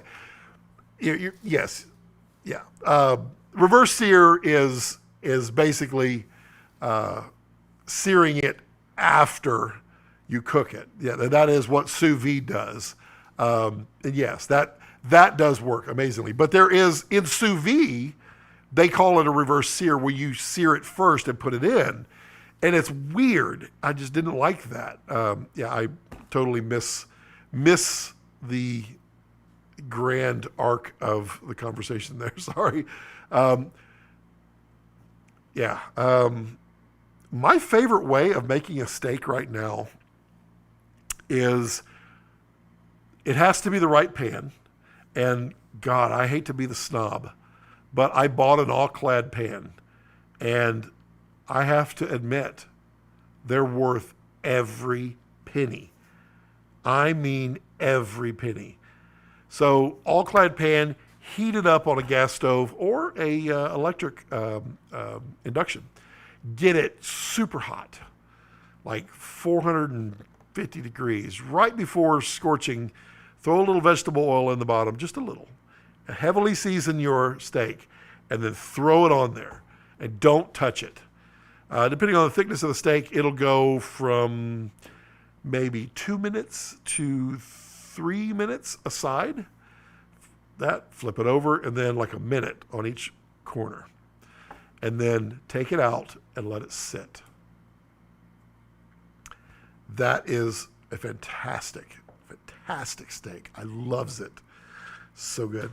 Okay, Tyler says slow cook, then sear at the end. Dang, it is so good. I smoke for 30 to 40 minutes and then sear at 500. Interesting. So my problem with sous vide, pan searing doesn't work for me. I have to torch it.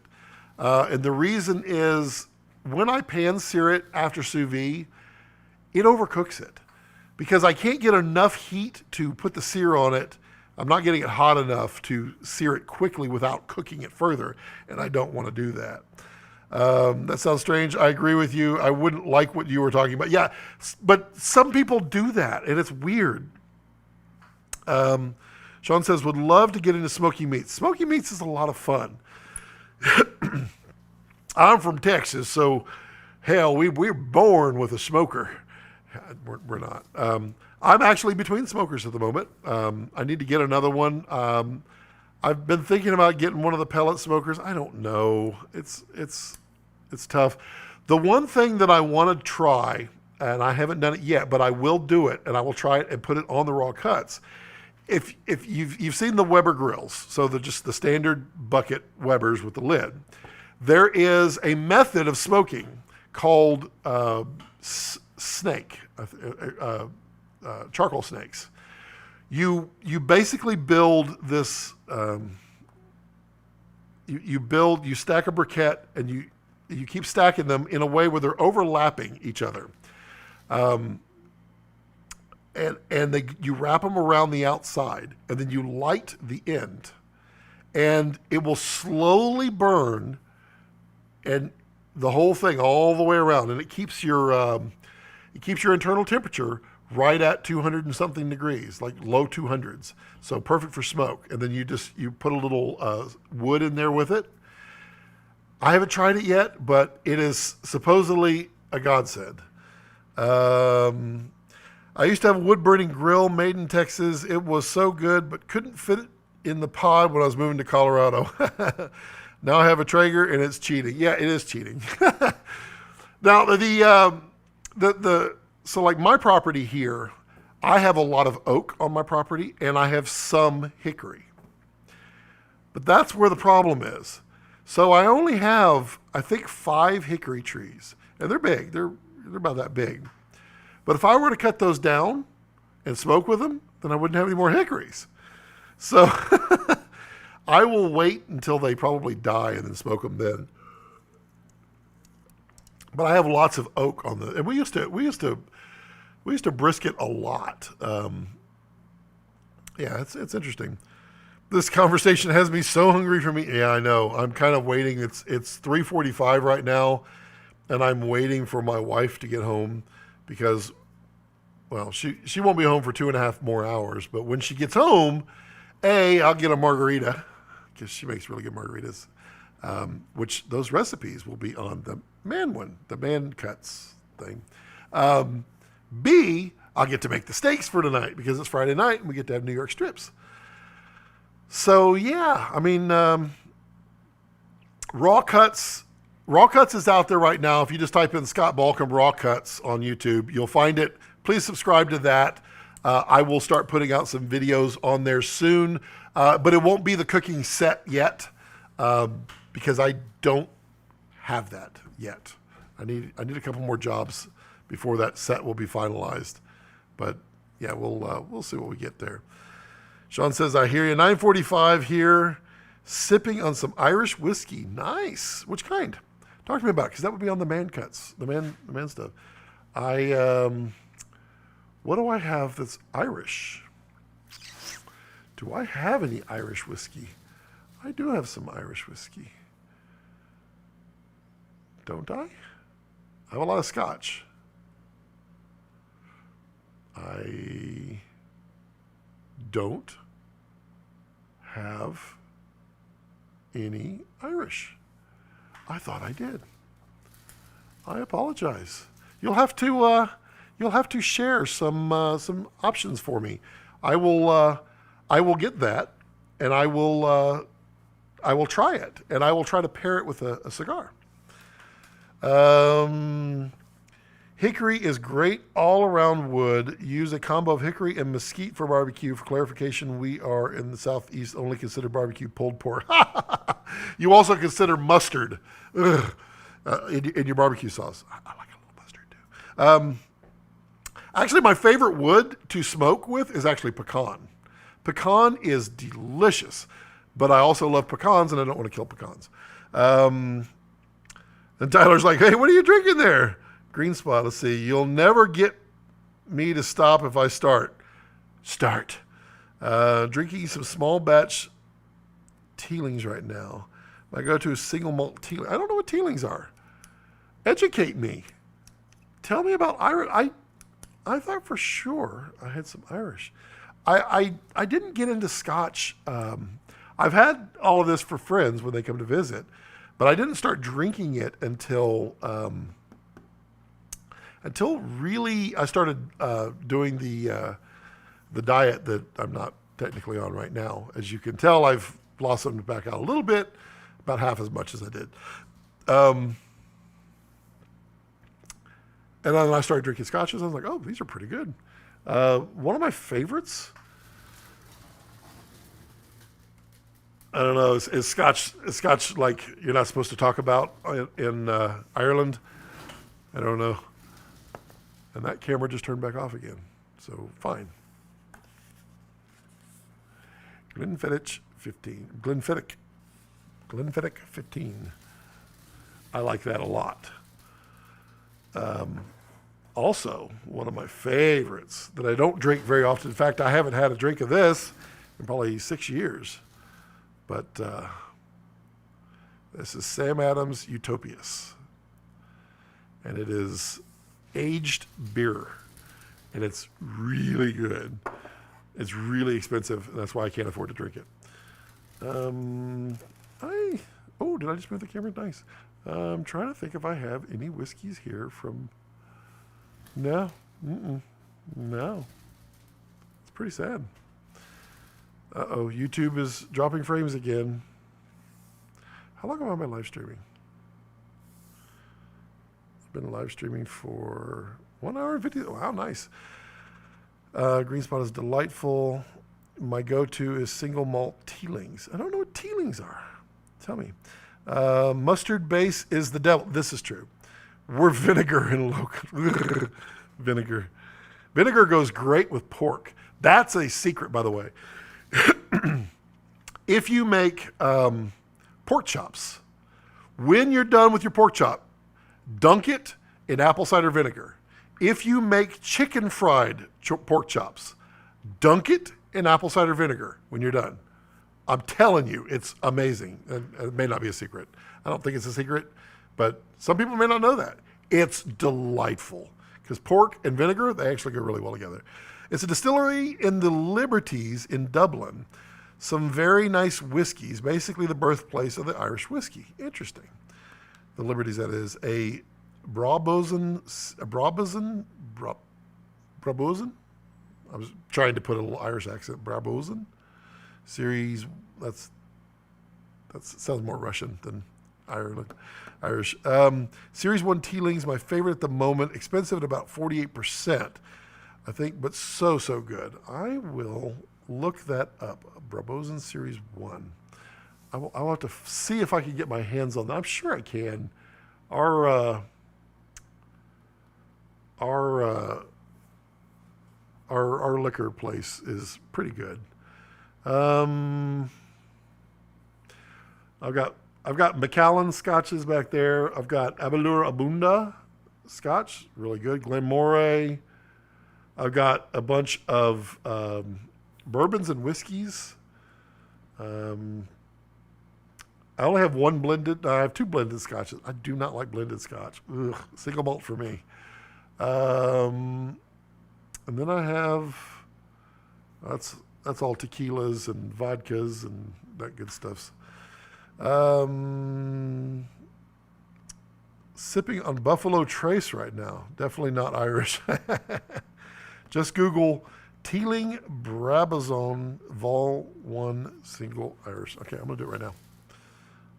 I'm not supposed to do it on this computer while I'm doing it, but I don't care.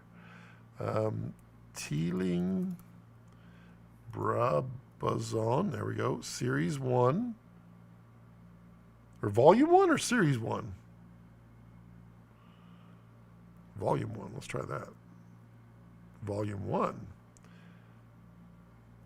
Single malt. There we go. Hopefully I'm still live streaming. You never know. Sometimes you switch off of a tab and you're like, oh, I probably shouldn't have done that. Am I live streaming?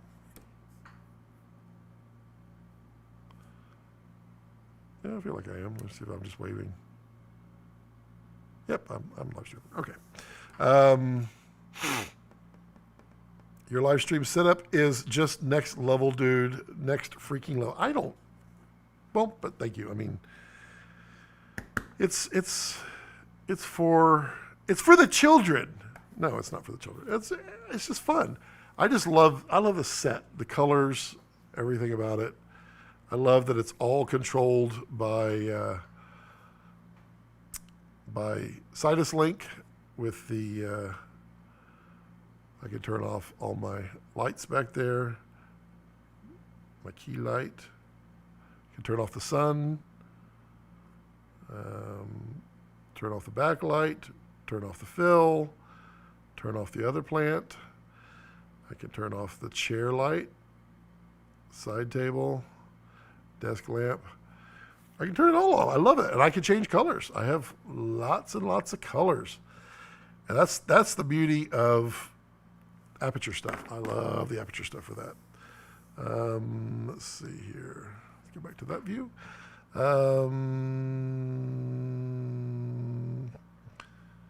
Maybe though, if you drink whiskey like I do, you'll go easy on this one. Yeah, I understand that. I got in a bad habit when I was starting to drink scotch of really liking the good scotches and then drinking it up and then realizing that I cannot afford to drink scotch like that. Tyler says, Sidus Link is the best. I'm all in on the aperture ecosystem. Oh, yeah. Oh, yeah. So I was talking about it earlier. I don't know if y'all were here at the time when I was doing it, but with the other channels, this is all, let's see if I can do this. So this angle, it's going to be more back this way, is for tech cuts. This is for my filmmaking. That's not my overhead anymore because the battery died. The overhead is for anything that requires overhead. That is literally just so you can see the area. That is a stand-up there.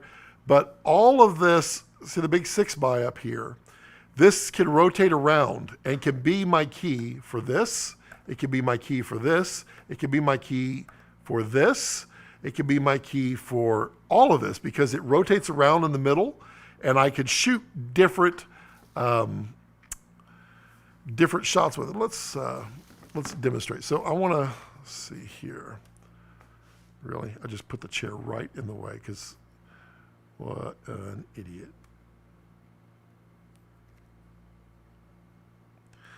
So you do kind of like that.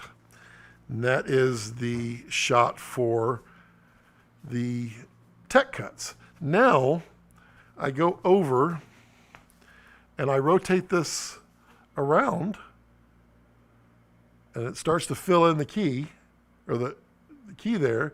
And I'm still using the same light. You can't really see it. But if I come back around, I really should just be putting this on that and that. There we go. So now you can see it all. So now we've got the tech cuts. This is not framed right. But now I go in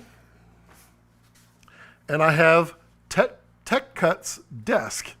Set up, my lighting goes off and then everything comes on. And now that is really dim, but it's supposed to be brighter. I don't know why that's not set. But it's all using the same key light as this one. But I've got different colors on the set. I could set the studio to night mode, which, it turned off the sun, which you can't see. Well, it's right here. And then we've got red alert mode, which is fun. And then we've got the storm, which I do love. And the power is out. We just have a small candle over here that we've got lit so we can, oh, there's lightning outside. Okay, cool. So yeah, I mean, I really, really, really love the aperture stuff. And the B7Cs, oh man, are those game changers. Those are so good. You just put this back.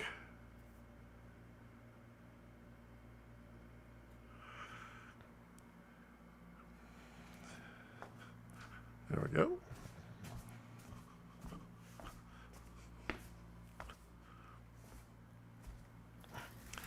So that is the rundown on the lighting setup here.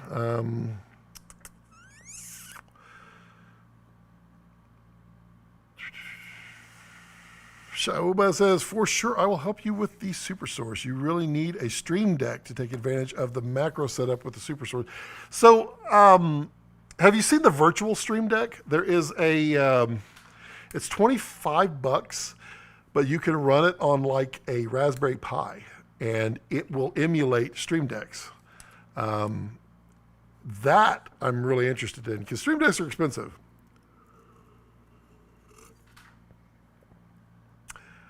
Sean says, I guess you're going to have to make a studio tour now. I can do that. Or I can just click that. Oh, no, that. Yeah, it's, I mean, the studio, I wish I had, well, that's a stupid thing to say. Of course I have wireless. I mean, I could do a studio, so I've got this main space, this big, vast, huge space. And then in here is, well, in there is, well, it's my home theater, but it's also storage for a lot of stuff. And all of my props, all my grip gear goes in there. And then back down the way and then down the end there is my, my studio, which I probably could show a picture of it. I think I can. Let's see. Let's go to photos. Let's see if there's a picture of my studio that I could show. Yeah, there's kind of. So this is my music studio. Let's see if we get a focus. There we go. So that's where I edit. Get closer. It will. That's where I edit and also write music. It's hard to see everything else, but yeah, that's. Let's see if I have other pictures. I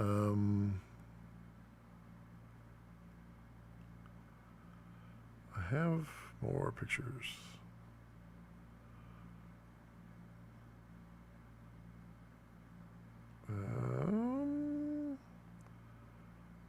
Where are my other pictures? I'm sure y'all all just tuned in just for my pictures.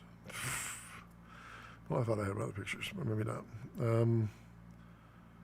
Okay. Let's see here. Shoba, check out the virtual stream decks. They're pretty cool. They do everything right now except the autoplay function. They're working on that, but I mean, it shows up. You just type in the IP address of it, and it shows up just like the Stream Deck. So, yeah. You can get a Stream Deck for the iPad, though, right? I don't think you can. There's usually one or two people with a decent setup on Zoom during meetings, and naturally they speak. Nice little tip I got. Yeah, that's been my thing on Zoom, is to be that one who tries to outclass everyone's Zoom. We do a weekly Zoom ever since, right when COVID started, over a year now, a weekly Zoom. And I mean, I was doing things, I had really nice lighting like this for my Zoom. I was in the hot tub once, I was in the pool once, I was in my van, just anywhere and everywhere. It's kind of fun. You're inspiring me to do a live stream soon. Haven't done one in a while, so do one. Yeah, you could do it on iPad with Companion. You have to tell me about that one. Yeah, my iPad, I really enjoy the iPad. I'm getting the new one. Is anybody else getting the new one? I have a feeling, I don't know, but I have a feeling that they're going to be porting. I think iPad OS is about to merge a little bit. And I think we might get Resolve and some other things on the iPad Pro, I think, coming soon. That's free too. They have a web emulation too. Really? Well, interesting. I'll have to try that. Because I have definitely hooked up the iPad to the stream. That was number 6. But right now I'm using it to read the comments.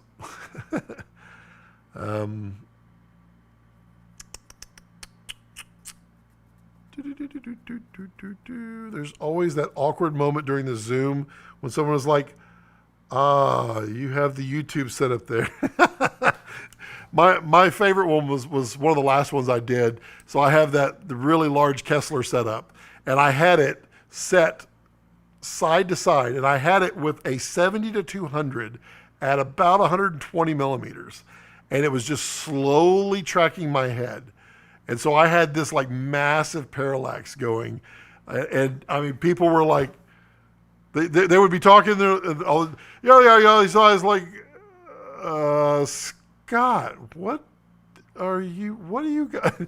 It just stopped all conversations. It was hilarious. I enjoyed that. Let's see. I'm really tempted to get the new iPad, even just as a second monitor while traveling with a MacBook Pro. Yeah, I think it's Thunderbolt, so it's going to be capable. It's M1, so it's going to be capable. It's basically an XDR screen, so it's going to be capable. I really think you're going to be able to sidecar that bad boy direct with Thunderbolt and get a production monitor to grade off of on it with the iPad Mini and the MacBook Airs. I really think that's a capability that's going to happen. Yeah. Okay. Anybody got any last questions? I've been going for 2 hours, and I really need to go to the bathroom. And I don't have a bathroom cam. Anybody got any last things, or if not, I'll close it out. But I'll give a few minutes for people to think up anything. Or God, my nose is itching. You can tell I always cut my hair. My nose itches because I trim my nose hairs.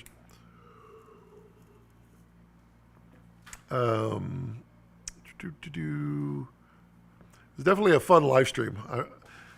I won't be able to do these on Fridays, but I'm probably going to do them on Tuesdays. I just don't know when. I just don't want to overlap with any of my friends' live streams because I got lots of friends that do live streams. Friday at 4 o'clock was always my thing, but Friday at 4 o'clock always seems to be like the worst for my live streams with my internet. Nice chat. Thanks for the live. Yeah, absolutely, Sean. I appreciate you, and I appreciate the Irish whiskey recommendation. I will definitely look into that and acquire some. And like I was saying, If you decide on the if you decide that it's worth the investment, definitely consider the Kessler stuff. Yeah, I mean, I've done quite a few videos on the Kessler stuff here. If you haven't seen those yet, I'm sure you have. Great stream. Thank you. Appreciate that. And as always, you can support me. I mean, I guess since everyone's so international, it probably doesn't work, but Amazon affiliate links, I guess it won't work in Ireland. Tyler, you could totally use them. Just you can support me down below that way. It helps. It really does. Cool stream. Oh, Johnny Pets. Hello. Thanks, man. Wow. Didn't know you were there. You just kind of snuck in there. Quiet. I like that. Yeah. I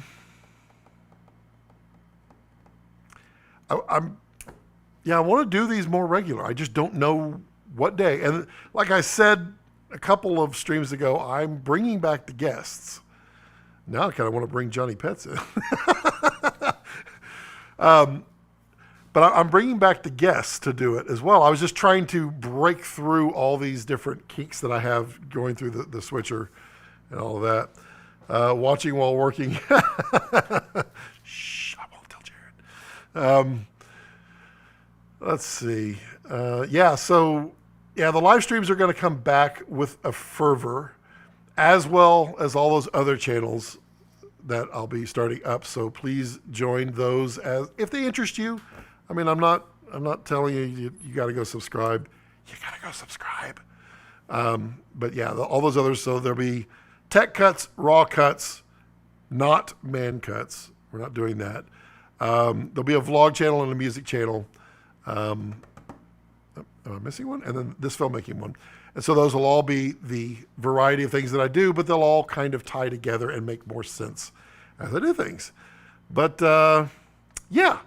So thank you all for joining in, and that was a fun. I learned a lot today. I love interacting with people because everybody's got something. You can learn at least one thing from every person you meet, and I love that phrase, and it's absolutely true. So thank you all for joining. Thank you all for being a part of the live stream. And as I always like to leave it, don't let your passions center around your life. Let your life center around your passions. And then I just sit here like this for 20 seconds. But thank you all for joining. I really appreciate it. It was great.